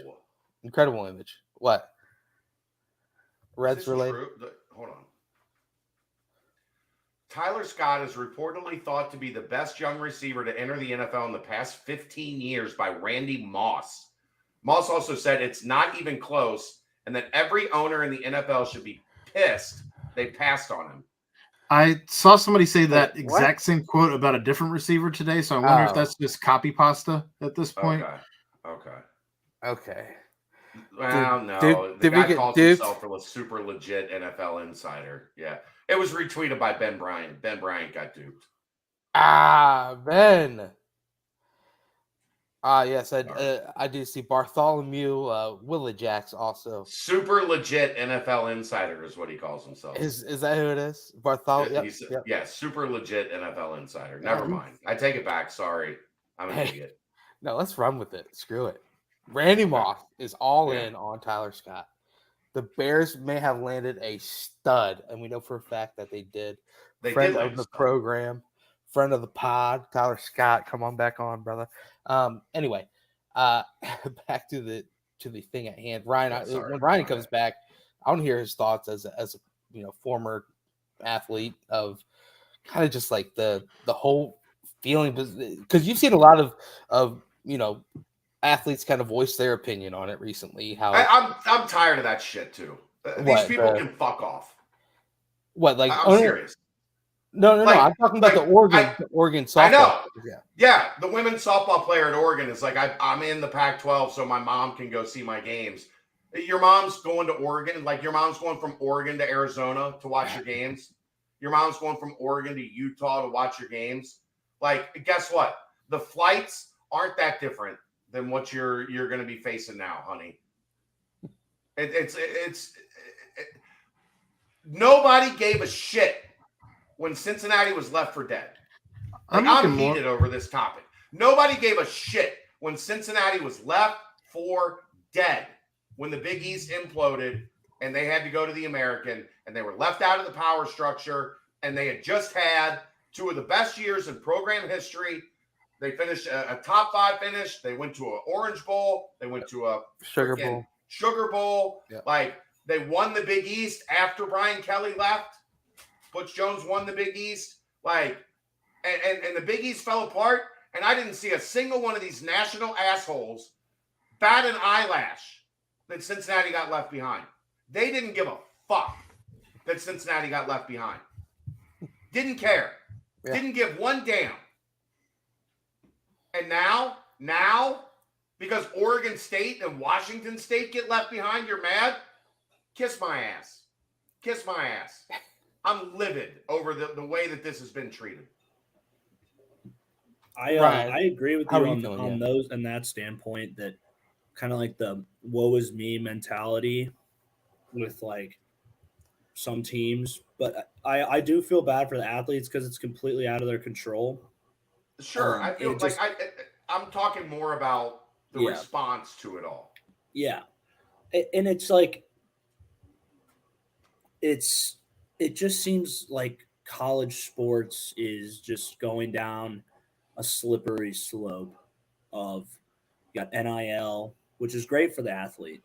It's good that athletes can do that, and then you got this like mega conferences formed around TV deals, the transfer portal. It's turning it. What's going to happen is when you open the door for more freedom for the athlete, what's going to happen is corporations and the NCAA and people trying to middleman that are just going to find more ways to become leeches to the system. And that's what I feel like is happening. Everything's about. But Aaron, it's sport. Orion, it's sports. Like it's. I know. Dollar. It's just like the dollar controls everything. I just think there needs to be like a limit, and like now, like the dollar controlled the implosion of the Pac-12, partly because they couldn't manage it themselves, and just partly because of greed. And there needs to be common sense, and football needs to split. You shouldn't have like 20 team. Literally, you could literally invite the frickin' 2 teams left out of the Pac-12 and just do East versus West in the Big Ten and just play in the Rose Bowl for the championship. And you're doing that's what I'm talking about. It's just stupid.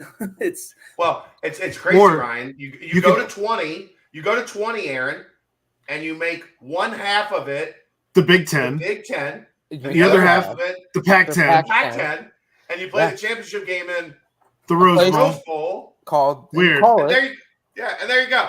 You're set. You just have to make sure the sun is setting at the start of the fourth quarter. Sure, that's all you got to make sure is happening. Which is hilarious. Which I love that the College Football Inquirer is beating that that dead horse is the fact that the Rose Bowl commission was just freaking out, saying that they couldn't move the time slot because they needed that sunsetting. Well, now the Pac-12 doesn't exist anymore. And you're dead. You know what? It hit me pretty hard today when I saw that the American Athletic Conference reached out to the remaining Pac-12 members about adding them to the AAC. That's when it hit me like, oh my gosh, that is nuts. And they answered the phone and they said, we're not going to do that, but we're going to need like 4 of your teams. So can you please hold? Like here's the hold music, and we'll get back to you when we need to talk. SMU, Tulane, Memphis, we're coming for a couple of your guys, but It's insanity. I hope they like Apple. There we go. Yeah. There we go. I guess my thought is, G-Mac, I'm with you. I'm 100% with you. The national media portrayed it as Cincinnati was never worthy of being a Power 5 or a BCS school at the time. Yeah. They were never worthy of being a BCS school to begin with. Fuck them. We're back. Yeah, yeah. I'm like 1,000%. Like, just like miss me. Miss me on your sorriness, your sadness for Stanford and Cal, who don't give a damn about like really competing in high-level sports.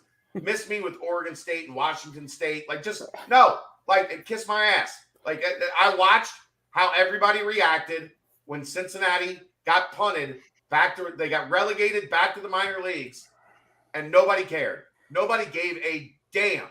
Put Natalie's comment up, please. Temple versus Washington State at midnight at melatonin doesn't work. Cincinnati just is That's a great. way bigger sports town and way bigger college sports town than every single one of those teams that the media is kind of bitching People about. here being left care. out. Yes, They're you're every bit right with that. I agree with you. It just makes me mad, Ryan, because I lived it. Like I was in the eye of the storm during all of those times, like working here and seeing the reaction, and like we didn't have like the network that we have now, but we still had a bunch of like content similar to this as it was growing, but like nobody cared that Cincinnati lost. Like nobody cared that Cincinnati lost. In a perfect world, Cincy would have went to the ACC. And the Pac-10 would still be around, and you wouldn't have this insanity that's unfolding. But I will tell you one thing. It is Thank crazy. You, Adam. Yeah, it is crazy to be on this side of the fence where you can literally sit back and just watch. And look, Cincinnati's not safe. Nobody's safe. Unless you're Alabama, LSU, Texas A&M, Ohio State, Michigan, Ohio State. Yeah. Like nobody's fucking safe. Right. Because I don't agree with the notion, and I'll get into the second part of my rant, which I've been formulating in my brain all day. And this is what you guys have to deal with, because I don't, like, Mo doesn't take days off in August. So I don't get to do them on the radio and get them out of my system before I can hear. Right. But people talk about like the NFL model in college, like getting down to 30 teams. Well, here's what people need to remember about the NFL model, the NBA model, the Major League Baseball model, the pro sports model. Those leagues started at 8, whatever, and grew to 16 and grew to 24 and grew to 30, or like there was a constant expansion. Guess what? College sports has expanded for 100 years. There's 60 relevant teams. I think ultimately you end up probably in a situation where you get 4 conferences with 16 teams. What I think would be the right thing to do when you got to that point would be to say, okay, we're going to redraft. Like we fucked up. We let this get out of hand. Here are the 4 leagues: ESPN, Fox, NBC, CBS, like the major players. We're going to redraft, and we're going to get this somewhat back under control. Yeah. And we're going to redraft a 16-team West, and we're going to redraft a 16-team Midwest, and we're going to redraft a 16-team East and a 16-team South, and we're going to figure out how to make 64 work. Guess what? We know how to make 64 work because we already make 64 work with the NCAA tournament. Like that's a number that already is functioning in college sports. It's a number we're comfortable with. That probably is not going to happen because the lines have already been drawn in the sand. But the other, like, people talk about, like, okay, we're going to get to a Big 2. And it's going to be the Big 10 and the SEC. And the Big 10 and the SEC are going to break away, right? This is what everybody thinks is going to happen, or a lot of people think is going to happen. Guess what? You know what the Big 10 and the SEC have agreed on over the course of 100 years? Not a lot. Fucking nothing. Those people hate each other with the fire of 1,000 fucking suns. We're probably not going to get monetized tonight. I don't care. They hate each other with the fire of 1,000 suns. They've never agreed on anything in the history of the existence of either league. You think all of a sudden those two leagues are going to break off and decide that, like, the way that they see things in the South, that the people in the Midwest are going to agree to, like, it's a free-for-all, fuck it, everything goes? No, they're not going to do that. Like, those two entities are never going to sit down at the table and say, let's play nice, and we're going to agree to do things the exact same way. Yeah. And then we're going to have a championship where the two of us meet. The SEC is going to want it done this way. The Big Ten is going to want it done this way.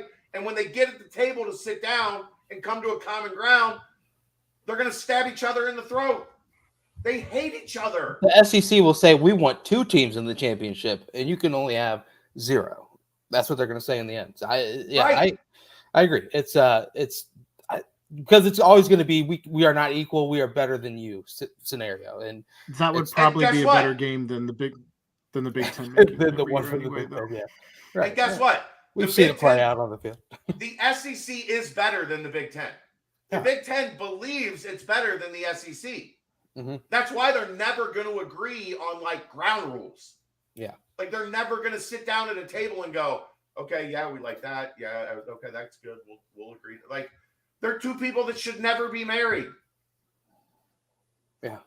And that's what everybody thinks is going to happen, is that those two entities that they're the Hatfields and the McCoys, basically. There you go for that reference. That was pretty damn good.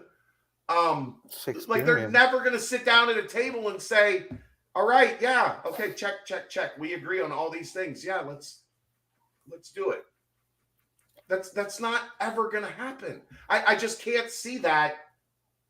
Like, you know, the presidents and the chancellors and the board of trustees from all these places in the Big Ten that have AAU membership, and they believe ESPN and Fox. They believe, ESPN and Fox is another huge part of it. Like, one is here, one is there. Like, you're going to have ESPN and Fox come together and meet in the middle. Who gets the national championship game? Who gets the playoff? Who gets this? Who gets that? Like, that part is never going to happen. So if there ever is a split, it's going to be 60-ish teams, because there's 60-ish teams in the country that have fan bases that care. Yeah. And that's where the middle ground comes in. Can we get there? Yeah. I don't know. It's crazy to see as well. You know, people are saying, sorry about waking up your dog, Natalie, but that was a point of emphasis that I needed to make. If the ACC can get out of their grant rights somehow, some way, which people are saying is maybe possible now, right? Ironclad, right? But somehow people are saying it's maybe possible. They figure out some sort of loophole, but now all of a sudden they're saying, okay, say the 4 teams kind of mentioned in the ACC leave. I've seen talks out there about the Big 12 adding everyone from the Pac-12, adding everyone from the remaining ACC, and just forming like one massive 32. Like, it's I'm fine with talks that. Have gotten become 3 and 4. Become 3 and 4. Yeah, and just be a 32 team conference. And like, okay, we'll do the NFL model. Yeah, right. You want to do the NFL model? Like, the Big Ten and the SEC can figure their shit out, but we've got 16. We've got 8 and 8 and 8 and 8 and north, south, east, and west, and we're going to do our own thing. And we're going to create our own championship, and there's going to be a bunch of schools with people that care, and, you know, those two can do whatever the hell they want to do. Yeah. We've got our own product. Fuck them. This is a nightmare, man. It is, dude. They should stop it. I'm telling, like, they need to split football. They need to get back to where basketball and baseball and the Olympic sports are regional. Even if you want to take men's basketball along and women's basketball along, I love so like far men's down basketball conferences, though. I know. Those are great. This Big 12 is going to be it's going to be so much fun, dude. We're about to talk about that, but Ryan, it's going to be so much Ryan, fun. we have dudes making multi-million-dollar decisions from the golf course, from the sand trap. Because Brent, Is the where we're at. decision was already made. I know there it was was, no but decision. even still, That's it's what it tells you. If that guy was comfortable enough to go play golf, Right, they he had told no- the Big Ten yes hours ago, the night before. It's just saying, like there's just there's no remorse at all out of anyone in any of these situations. Nope. Instead, it's just like and by the way, we're next year is when all this craziness is going to take place. This year, however much damning the whole Big 12 media days were towards Texas and Oklahoma, can you imagine how crazy some of those Pac-12 games will be? Some media, hospitality. Oh, you guys cannot have your media meal today during this game. like keeping people away from. Oh no, we are not doing interviews after the game for you guys. Sorry. It's gonna be it's gonna be blood. It's crazy. I don't know. The whole thing's just insane, and there should be a movie about it. I think Thrifty Walrus was mentioning John C. Reilly and Will Ferrell out there. I completely agree with that. Just it's a laugher, and it's funny because Aaron, you've been clamoring about it for a while. I think behind the scenes, quietly, you have been one of the biggest ones kind of making fun of George K. Go ahead and make fun of him one last time, because right now he's the poster child for how to run a 108-year-old. Can we call it an institution, a conference? Before Aaron goes off, let's be clear. Larry Scott set this in motion. Larry Scott was a fucking disaster. And Brent or George Kliavkoff was just the absolute worst hire to fix the disaster that Larry Scott created, because he lied. Constantly he lied. But Aaron, how about it? I'm not going to go off on anything that anybody hasn't said already. I mean, at this point, it almost feels like old news, honestly. All I'm going to say is just the fact that the deal that the Big 12 took is officially, it's out and being talked about publicly. Finally, the deal that the Big 12 took was the deal that was offered to the Pac-12. They literally made their own deathbed. They made their own deathbed. We're gonna listen to some more offers. Thanks for your offer, but we're gonna see what else is out there. Not taking the Big 12 deal was the nail in the coffin that George Kliavkoff built in his backyard. Yep. And I don't know. I mean, it feels good right now to be in the in the cool kids club, but it feels like we're still not at the cool kids table, right? We're in the club, but we're not at the table. And I guess that's where I'm trying not to get too excited. Not to get too excited, not to I'm not out here pounding my chest and all of that. We did it, because I still feel like there's plenty of ground to be made up. Yeah, right. But we're not at the finish line. I'm nervous about what is to happen with the ACC. There's too much smoke going around the ACC right now. Something's going to give, and I'm curious to see what that looks like. Which is why, when Chad says that everybody should be done at 16, maybe they should, but I don't think that's going to be the case. That's just my opinion. I don't think they're going to be done at 16. I just think that would be a nice stopping point. It wouldn't surprise me if the SEC and Big 12 or Big 10 ultimately both are we're each going to 32, or we're each going to 24. Maybe 24 is a nice round number with 12 and 12, where you can split into two separate entities essentially. Obviously, I would love it if the SEC wanted to get into Ohio for recruiting purposes via Cincinnati. So that's where I would love to see us end up landing at some point in time. But as for now, we can at least go to bed and know that we are safe as things currently stand. But I'm not gonna go. Not dancing on any graves yet. All the jokes have already been told, and at this point, I think it's way more fun to make fun of the Johns, because they buried their entire careers, and they're still somehow Canzano is deep in the still sauce, somehow bootlicking. At least Wilner is kind of backed off a little bit. Mandel's talking out of both sides of his mouth. Yeah, I don't know what the hell that dude's even doing. I think he has to. Well, for New York Times reasons. I'm sure he has to talk out of both sides of his mouth. He wants to keep his job. Yeah, well, then you shouldn't get involved in this shit. Right. Just cover it as it's happening, like not as a mouthpiece for one or the other. You know, I had a good time watching or reading Jason Scheer bury this Tony Altimore guy. God, I love Jason Scheer. That is one of my favorite humans on the planet. He is, dude. He's been all over it too. He is, and he's one of us. One of us. One of. He will start that shit.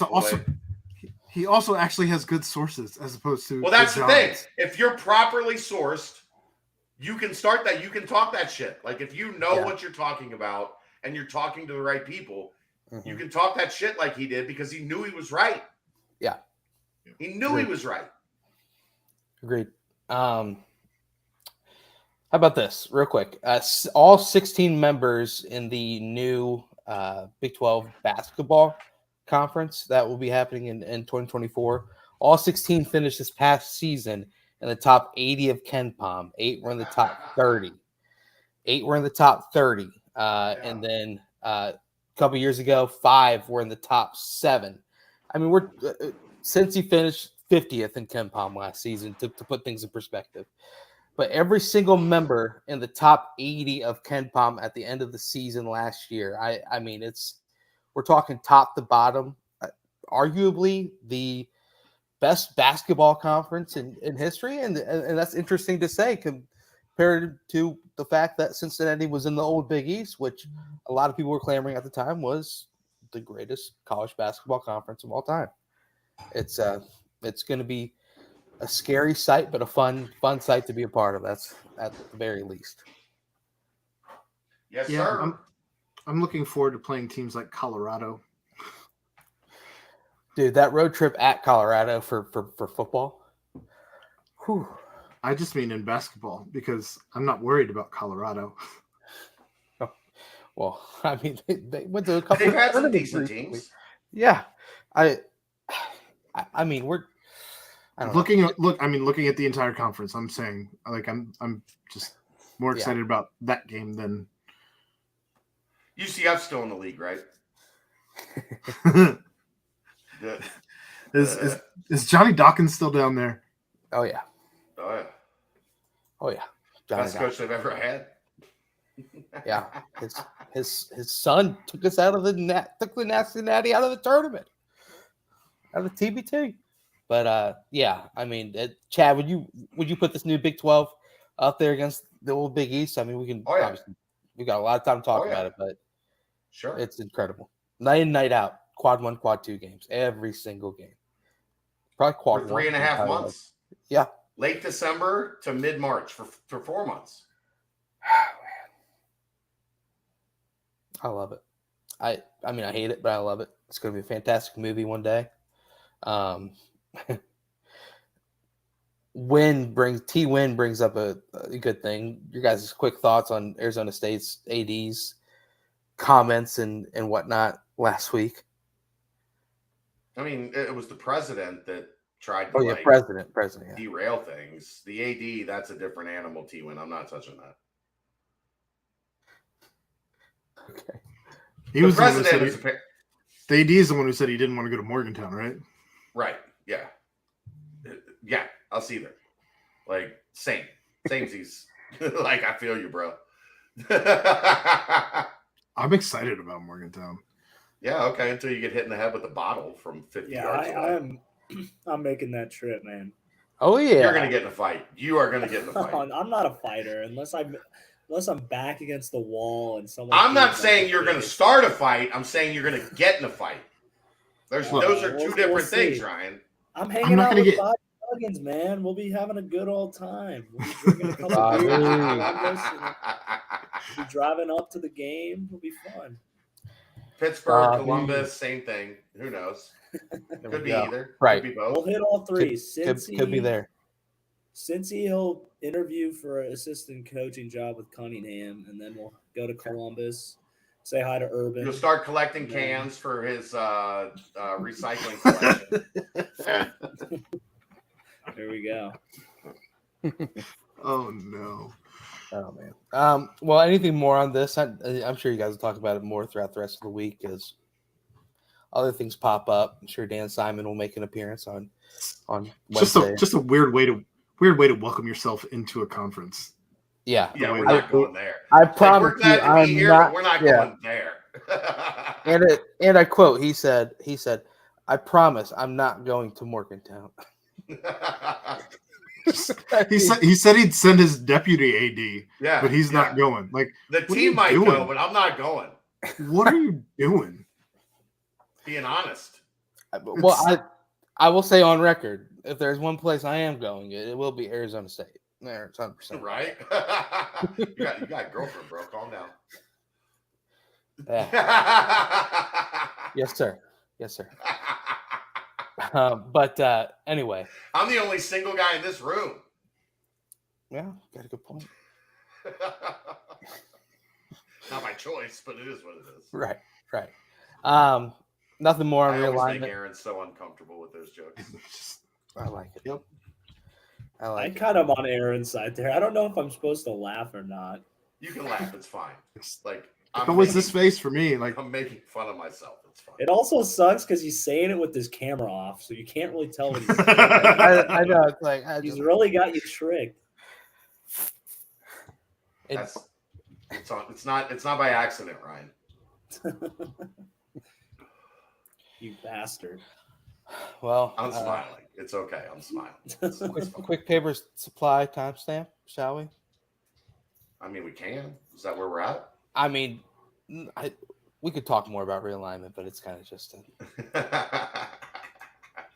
Quick Paper Supply, your local and family-owned restaurant supply company for all your non-food products. Quick Paper services over 150 restaurants with weekly low minimum next day deliveries, providing a wide range of food service products from to-go containers, cups, custom printed products, eco-friendly, and much more. They also have cleaning and restroom supplies for all your janitorial needs. Call Nick 513-470-2029 and reference Bearcats for 20% off your first month of purchases. boom, baby. Real quick, because I like to mention basketball in every podcast, no matter what. There were some cool highlights that you guys can look up on Instagram, or I'm sure they're on Twitter. Just search first Day Thomas had himself looks like obviously just workouts, but he's looking explosive. He's hitting a bunch of threes. Saw his on Instagram. There's no question about that. Oh yeah. But quick little highlight tape of just his workouts. You know, that's what's going on at this point. And then of course, Smith League had a nice little showdown. Looks like Landers and Rayvon Griffith going mano e mano, and Rayvon looks like he's day one ready for the Big 12. He looked quite impressive as Landers was hitting 1 foot fadeaway after 1 foot fadeaway. Rayvon was kind of going back and forth with him as it looked in the Smith League.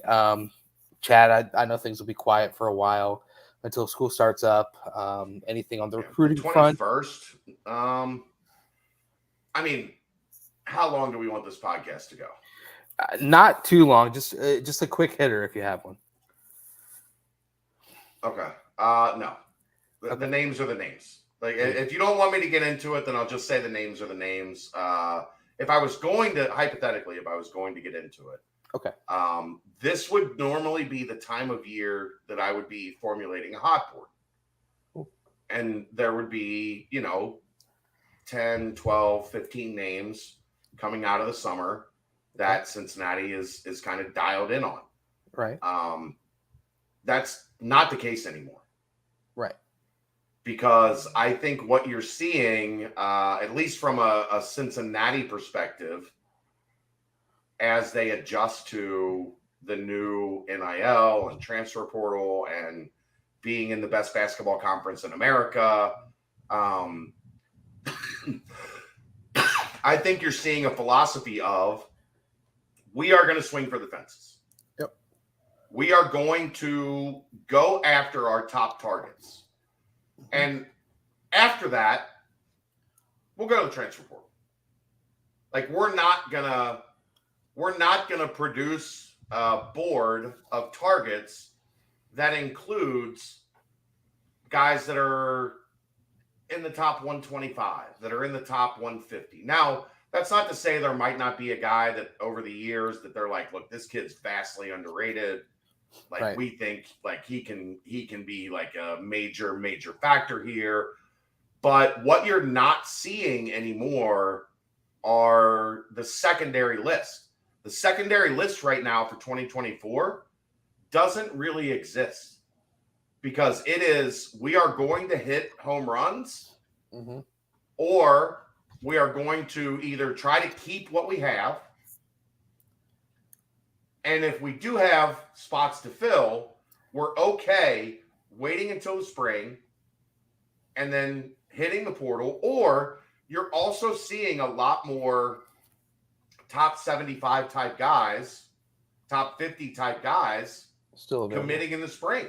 Oh yeah, yep, still available. Yeah. You know, UCLA just added 2 guys.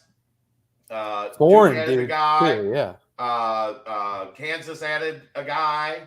Like legitimate, like either like foreigners who are stateside or foreigners that are with their club teams and they're wanting to come over to America. Like the philosophy has become pretty clear from the staff when you see the kids that are on campus for visits, the young kids that are coming on campus for visits. They're all top 60 type level kids. The visits that are being set up, official visits for 24, unofficial to, you know, a couple maybe potential official visits for 25. These are top 50, top 60 level kids. And they're going to recruit the high school level there. But if they don't hit, they're not going to the high school level for the backups. Right. The secondary guys on the board are, we'll figure that shit out in April when we find out who's in the portal. So it's just a shift. And like, for anybody that's like kind of wondering, like, is there going to be a post-summer hot board? I've been making those calls that I do the same every August when July closes because coaches have been out on the road. They've like, you know, but what I've sensed is there are the top of the board guys and that second list is gone. It is not in play really anymore in this situation because if you miss on the top level guys, you don't have to reach. You can say, we'll go to the portal and we'll get Landers Nolly. We'll get Simas Lukosius. We'll get CJ Frederick. We'll get Aziz. We'll get Jamil. Like it's just different. It's different now. So, like I've been like trying to put together a hot board. The hot board is Tyler McKinley is signed, Jace Richardson, LeBaron Philon, Tyler Perry, Jaden Quaintance. That one's complicated. Yeah. Obviously. But Betsy. Yeah, Tyler Betsy, who's expected to official visit. So like that's the hot board. Right. And after those guys, we'll roll to the spring and we'll see, you know, what fruits are there. But there's not this rush to like we're gonna hit secondary guys hard in October if we miss on what we want in September. It's we're gonna swing for the fences in the early period, and if we don't hit in the early period, we're not gonna panic because we're gonna be fine. They've got a healthy amount of NIL money. They play in the best conference in the country. So it's just a changing landscape. Yeah. And, you know, I hear this all like the top 75, you know, outside the top 30, like those kids are going to get screwed. No. Those kids are still going to have plenty of places to land. And if you're smart, you'll be sitting in the weeds waiting to land a bunch of those guys for the high school spots that you have. And then you save 2 or 3 spots for the transfers. Yep. You turn over 5-6 spots every year, which is crazy to me, but it's just the way things go. That's how it is. Yeah. I had a conversation with a couple coaches today as I was driving back from Higher Ground about that exact, like, is this really what's happening? Am I seeing what's happening correctly. And they're like, yeah, like if we don't get our top guys, we're content to wait. We're not going to reach. We're not going to go grab a kid 175 and hope that in 3 years he's ready, because he's not going to be here in 3 years. You transfer out. And yeah. And also another one last crazy thing is watch for the foreign side of things, because like you mentioned, UCLA has added a couple of late additions. I saw Duke added one, Kentucky added one. It's the whole NIL thing has completely changed how attractive college basketball now that they've figured out how to pay the European players outside of the visa, the student visa. Yeah. You can say, instead of signing, a 3 or 4 year deal with some club team out there, come over to college, play a couple of years, and we'll get you $750,000 million, and you can go to the NBA whenever you want to. So yeah, like I had somebody tell me tonight, the 2 UCLA guys are NBA guys. The Kansas guy is an NBA guy. Yeah. The Kentucky guy is very likely an NBA guy. Yeah. The Duke guy is very likely an NBA guy. Like, they're just going and adding these guys that probably would have never come to play basketball in America. And the Cincy staff has someone with connections. Deep connections with foreign basketball. There you go. International basketball. There you go. Yep. Let's quick hit locked in. Let's quick hit this mailbox. Bang through it. Yeah. If you'd like to sponsor the mailbox, the mailbag, hit us up. For now, Home Field Apparel. Okay. One of my favorites, the School of Mines. I love this shirt. I like one of my Home Field Apparel. What's the word? The random side chick. No, like the random. They would just send you a bunch of stuff. Oh, okay, yeah. Grab bag. The grab bag, the grab bag. Here it is. Hold on, real quick. Home Field is a premium collegiate apparel brand based in Indianapolis. They have a growing collection of over 150 colleges to choose from, including the Bearcats. So what you want to do, go to Home Field at checkout. If you're a first-time customer, enter BCJ23, and you will get 15% off your Home Field purchase. All right, let's go here. Emory Jones is the clear quarterback 1, but how has the battle for quarterback 2 been shaking out between the Bradys? Who seems to have the edge heading into higher ground? We did cover this a little bit.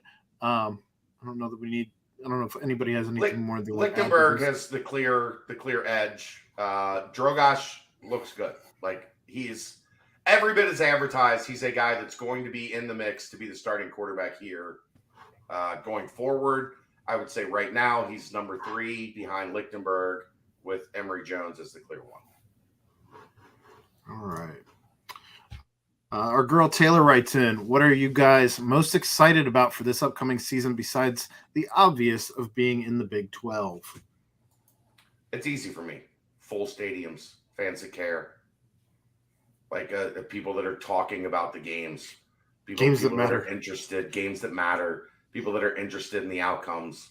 Like, it's just such a different world that we're about to enter into, and I hope people, 1, understand it, 2, consume the content we're giving you. Like on the BCJ pod every week, we're giving you the people that you need to like connect with and be in touch with to follow this stuff. Be a part of it, like embrace it, because it's going to be a lot of fun. I think we'll see a lot more traveling fans too from other schools, as opposed to what we're accustomed to, which is a stadium full of Cincinnati fans. So and then the parents of the other team, and that's it. Right. I would also add, I'm excited for the defense. Randomly, that Wake Forest game was on where Louisville played Wake Forest last year, forced 8 turnovers, sacked them a bunch. I loved the defenses of the Fickle era. But this one's going to be insane. Yeah, they showed that to the team recently. Really, to the defense. Like, this is this is Yeah. what it looks like if we do it right. When I was down in And Florida, it was on ACC Network, so I was like, I'll Yeah. watch a little bit of it. And it was the I third was quarter talk- when they went haywire, and I was like, holy Yeah. shit. I was actually talking to somebody on offense today, and they were like, they showed that to us where it was like tied in the third quarter, and then it Yeah. was like 42-14 in like Yeah, 4 minutes. Yeah. it was insane. Yeah. Ryan, what are you looking forward to? I'm just gonna Natty. piggyback off both of you guys. I'm looking for like games that everyone's invested in, packed stadiums, kind of what Chad's saying, just kind of like that environment we went on the road in Notre Dame and Right. Indiana, where it's just hostile, it's close, it's good ass football every single week, and yeah, I'm excited for the defense. I'm just excited just to see how the team in general just handles being in the Big 12, handles a new coaching staff. I'm excited to see how the city responds too. How into it and invested are we going to take it up a notch? Are our fans going to get louder? Are they going to show out more? I think they will. I'm just excited to kind of see the results of that. Telling the Both bar that football you're and at during basketball. the Yeah, honestly, I forgot to mention that. Like, I guess this is a football question, but I'm excited to see Fifth Third with these kind of teams coming in. Yeah. Because I've always heard the hype about the crowds there, and I've never been able to see it. So I'm really looking forward to that. Every game feeling like the crosstown shootout. Oh, yeah. Like it. I'm looking forward to convincing the owner of the bar that I'm at to keep the bar open for a little bit longer as the end of the BYU Cincinnati game is on TV still. Just please, it's still on. It's 2. We need to close. It's still on. Please. All right. Are we still worried about getting pressure on the opposing quarterback? Brian Brown has dudes to work with, and the pressure disguise is brilliant, as Bruce would say. The entire scheme, as proven in recent Louisville defenses, appears to have tremendous merit. I'm not worried, but you guys know my deal. I want to see it. I want to see it. I'm Like, excited, but it's not guaranteed. We got to go do it. Right. Potential. Now, Ryan, I think what you would agree with is what I've liked is I've seen it coming from a lot of different places. Like it's not just maybe my with Free, maybe they were maybe too reliant on Maje. Like Maje's that disruptive. We're just going to leave Maje on an island and he's going to create havoc, which he did. But maybe if you mixed in a little bit more chaos, like when we saw, when Sauce started coming off the edge and blitzing over top of Maje because defenses just weren't expecting that. I think we're going to get a lot of that. How did Sammy end up at the quarterback? How did Threats end up at the quarterback? How did So I'm excited about that. That makes me think the more that I'm starting to see it, this is going to be a lot of fun to watch. All right. Emery brings the different element with the run game, but if we're assessing how he looks as just a pure passer throughout the first week of camp, what are your thoughts? For comparison, how has he looked compared to Ben last year or Dez in 2021? I don't do that because they're running a different offense. So, but he's been really good throwing the deep ball. He's been really good over the middle.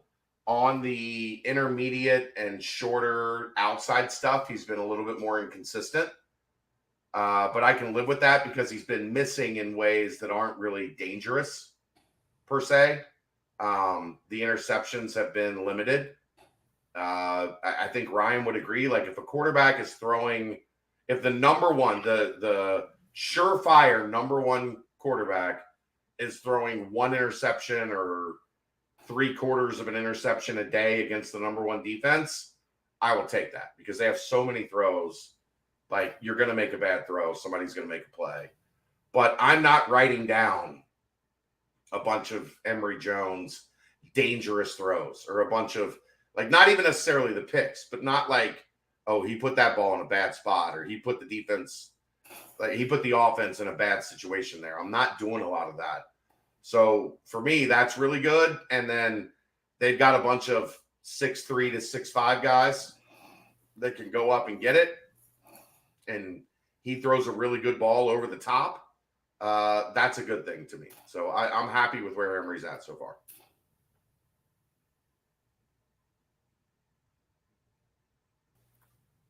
You're muted. The only games I can come in town for are Iowa State or Kansas. Which do I go with? Iowa State's probably going to be better weather, if we're being It's honest. October Kansas is the 14th. last- yeah. Kansas, And Kansas is the last is game of the regular season. November 25th. Iowa State. I would agree, based on dates alone. Yeah. I think like both of them, you know, they do it differently, but like both are going to be probably middle of the pack Big 12 teams. So I don't think the game is that much different. Like it's not like you're choosing between West Virginia, who's expected to have a bad season, and Iowa State's homecoming as well. Yeah, thanks, G-Mac. Like I think they're about on the same plane. So I would pick the better weather game, which would be Iowa State. Kansas does have the defending offensive player of the year Yes. last year for the Big 12. You're also counting on him being healthy on November 29th. Or the game mattering. Right. For either team.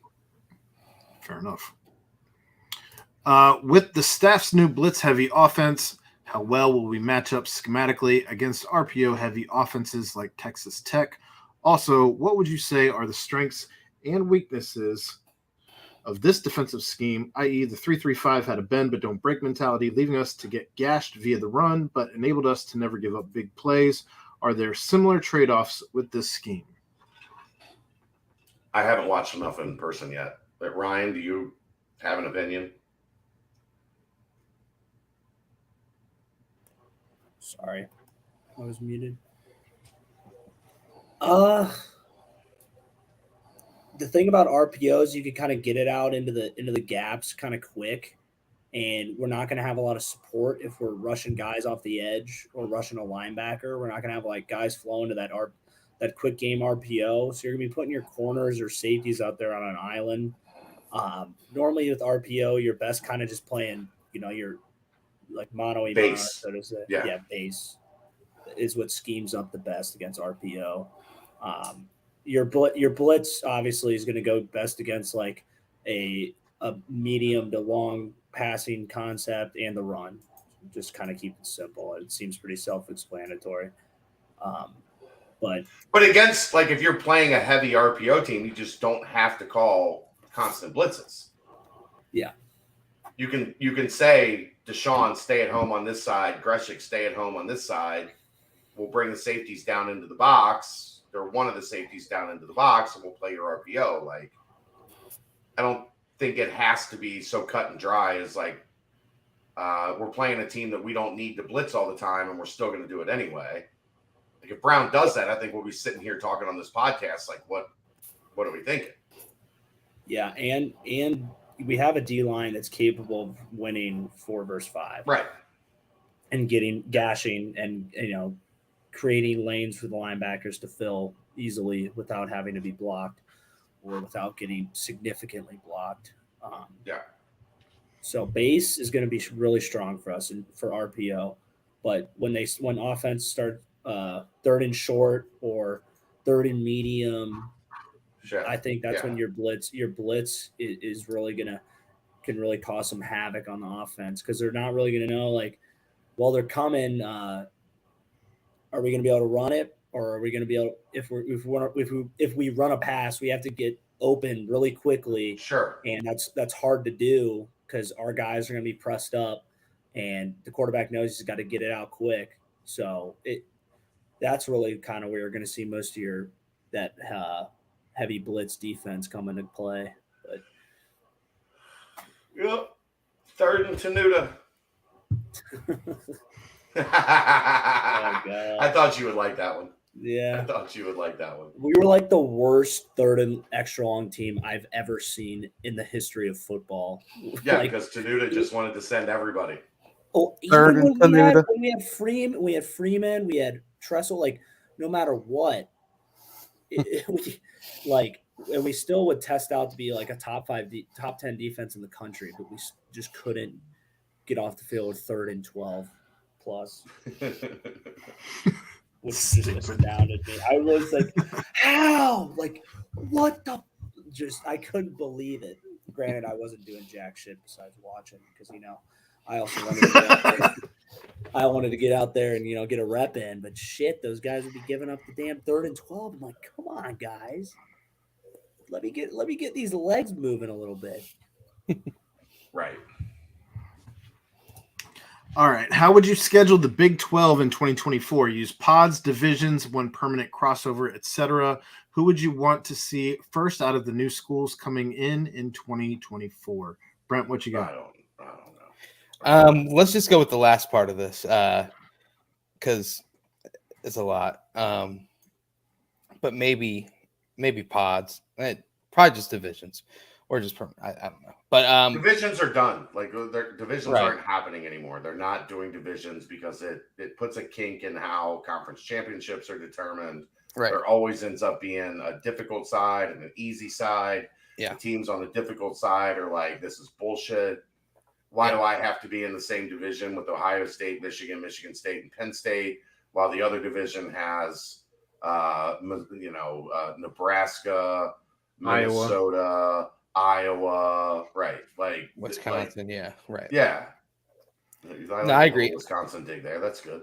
I guess it would have to be a just permanent crossover. Just let it be a hodgepodge type situation. And anyway, who do I want to see first? How the new schools come in? Basketball wise, I'm excited about Arizona, but this is the football one, so let's go with just skip prime time. Coach Prime here at Nippert, and just let's just see him. I mean, what is he going to be there 2 years?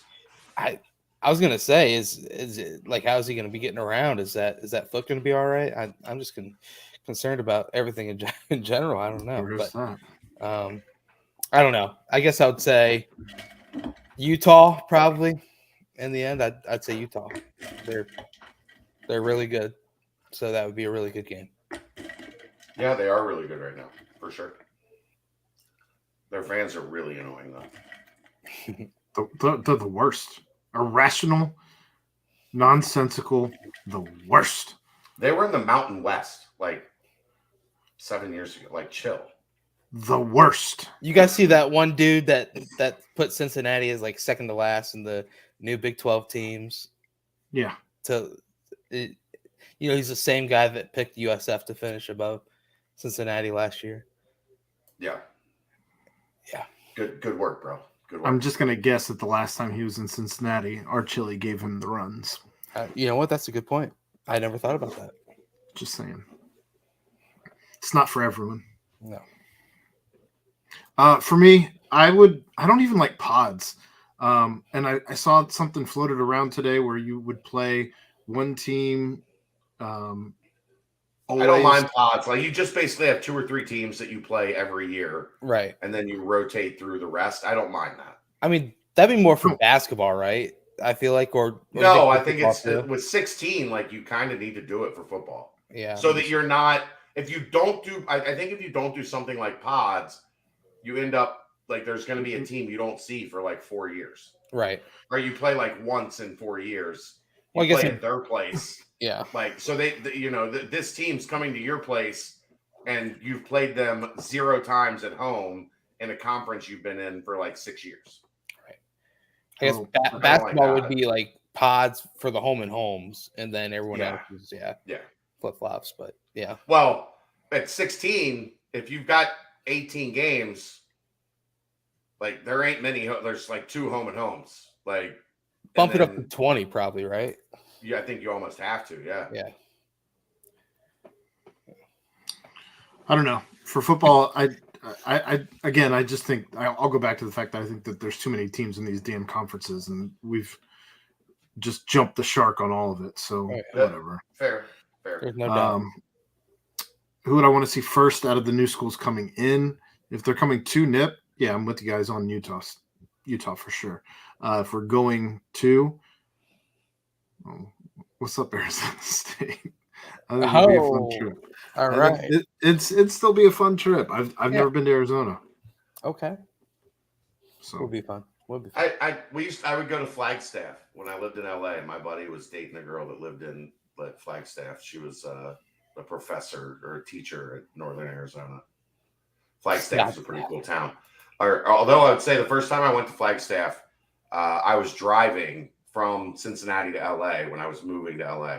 Mm-hmm. And my buddy was like, meet me in Flagstaff. Like, we'll hang out there for a night. Like, we'll go out and party, whatever. So I went there. It was like a beautiful, perfect night. It was like 50 degrees. Went out to the bars, had a great time. Went back to the girl that he was dating's house, like slept on her couch. Woke up in the morning, 9 inches of snow. Just from the time we got home from the bars until we woke up in the morning, we were snowed in. I was like, what? I'm 5 hours from I'm 5 hours from my new home in LA, 5 blocks from the beach, and I am now snowed in Flagstaff, Arizona. But it was a really, really cool town. So I love Flagstaff. Royer, go to Scottsdale. It's Yes, great. sir. It is great. I think Boulder would be really cool too. Boulder would be fun. Absolutely. All right. B-ball portion of the mailbag, baby. Yep, that's where we're at. We're churning through. Not been much chatter around adding anyone else to the 2023 Hoops roster for the last few weeks. Fall semester starts 8/21 at UC. Expecting a quiet 2 weeks on the roster front? Yes. That's all I got. All right. I don't think they had anybody else. So. Okay. Wes and his staff. That's all right. That's one question we're through. Wes and his staff seem medicine cabinet. My daughter's got 102 fever now, so. Wes and his staff seem to be great at identifying guys who are top 50 but end up top 20 by the end of their senior year. Where would you rank Wes Miller or his staff amongst the best talent evaluators in UC history for both football and basketball? Who are best talent evaluators you've seen in your time covering UC? It's pretty obvious. Mick Cronin was elite at it. I think Luke Fickell was elite at it. Bob Huggins was very, very good at it, although for the most part, like the high-level guys that Bob hit on were high-level guys. Yeah. Like, Wingfield, Kenyon was rated highly. DeMar was rated highly. Satterfield was rated highly. Logan was a little bit, down the list, but still Stokes. A guy that was a prolific scorer. Stokes was rated highly. Like Bob hit on a spectacular number of his highly rated recruits. Was BK around long enough for? No. Well, I don't like, if you look at where Butch, D'Antonio, well, the best might be D'Antonio. Yeah. Because he came in and took a bunch of 0 to 2-star guys and turned them into Sugar Bowl and Orange Bowl, taking down top 10 Rutgers. No, but Selleck wasn't a highly rated dude. Pike wasn't a highly rated dude. That's not even getting to Jason Kelsey and Travis Kelsey, which were had D'Antonio fingerprints on them. D'Antonio might be the best. Mickens. But with Wes, we still have to find out. We still he has done a great job on identifying talent. Absolutely. Yeah. But they got to win. They got to win and win big before they can match what some of these other guys have done. And I think that's just being fair. That's, I agree with the notion that they've done a great job of identifying guys that start here and end here, but until the winning at a high level and being a protected seed and advancing in the NCAA tournament, until that happens, you don't get to be up there with some of the others. Right. Jake wasn't a super high rated guy. Gary wasn't a super high rated guy. Trey. and Jerem was, but Troy wasn't a Troy, super high rated guy. Mick hit on a lot of diamonds in the rough that became diamonds. That's K. That's good. Yeah. Yeah. All right. Now that UC and Brandon has settled their legal case, what was the reason for his firing, and do you know if any of the players has spoke out about it?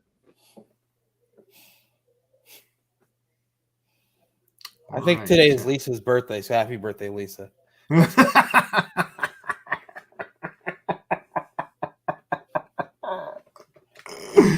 That's Chad's left the room. So, are we sleeping on John Newman this season?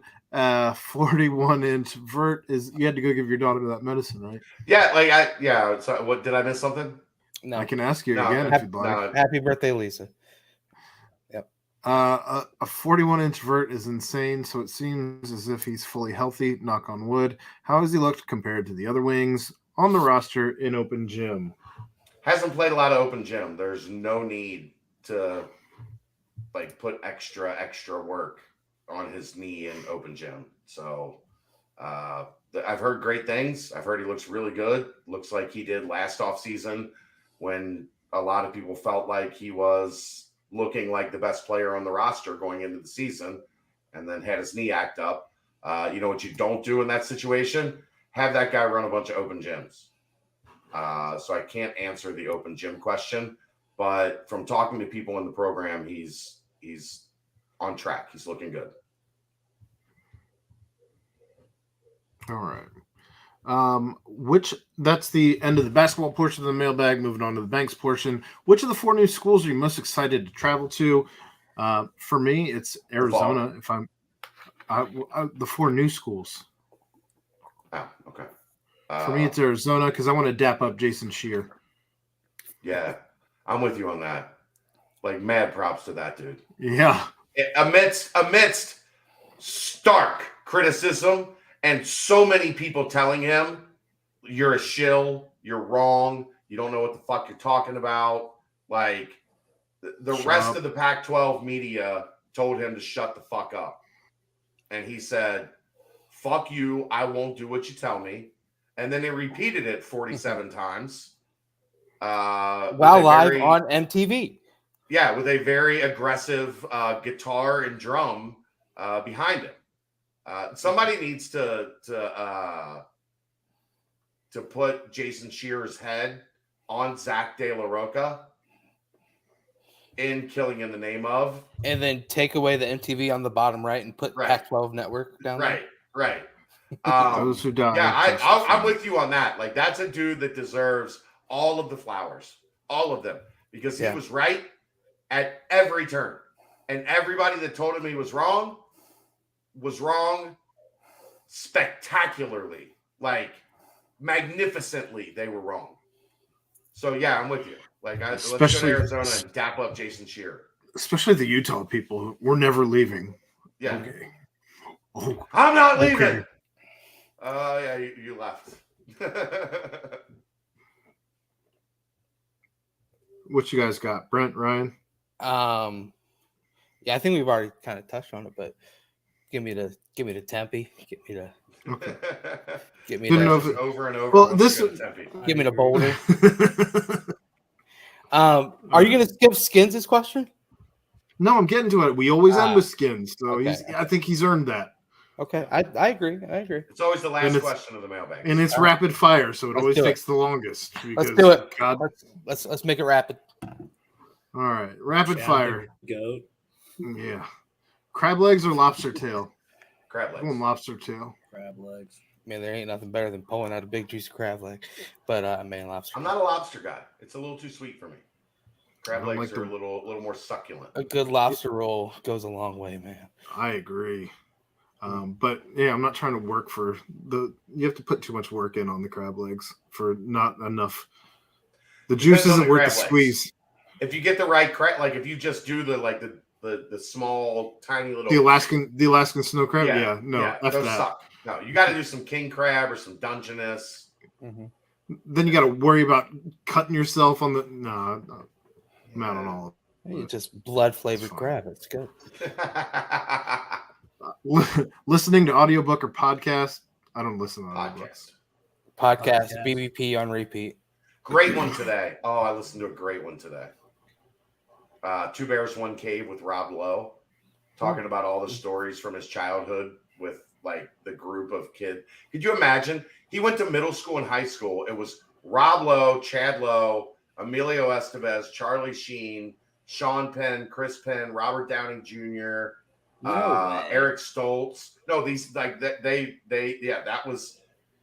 all went to school together in Hollywood in like the late 70s, early 80s. And then they all started doing all these movies together. I thought you were going to say drugs. And then they started doing all these drugs. Like he talks about a lot, like it was phenomenal. Sheen went crazy. And yeah. Well, all of them had drug issues.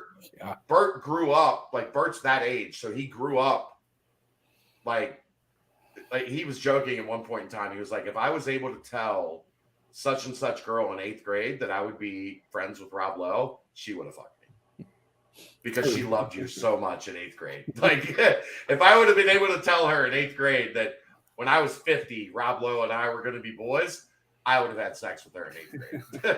It was so good. I think I'm through like 60% of it. I'm going to listen to the rest of it tomorrow on the way out to Higher Ground. There you go. Well, we're only like 40. Matt and Shane's secret podcast. Shane Gillis. Oh yeah, my god, Shane Gillis is awesome. He's so just an idiot. Why do people frown on cargo shorts? Because they're assholes.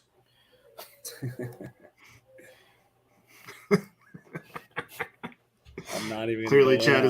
Chad is a proud owner of cargo shorts. All of his shorts are cargo shorts, I do believe. No, they're not all cargo shorts, but when I'm working, I need extra fucking pockets.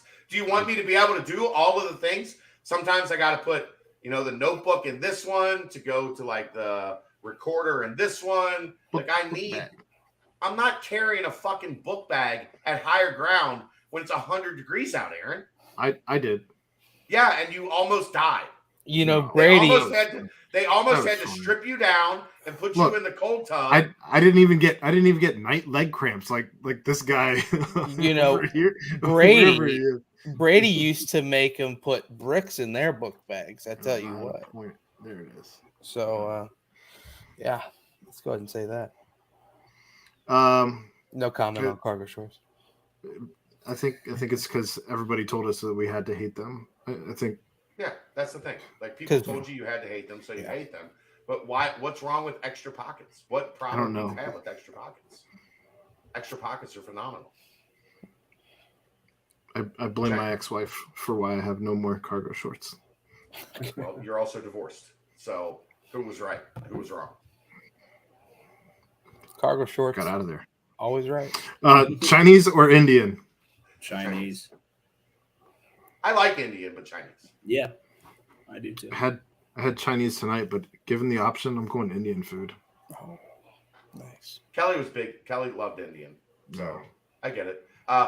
Like Chinese for me, the thing that puts Chinese over the top is crab rangoon. Oh yeah. Ooh, yeah. With the sweet, like the sweet pepper sauce, like that. Yeah. That puts Chinese over the top for me.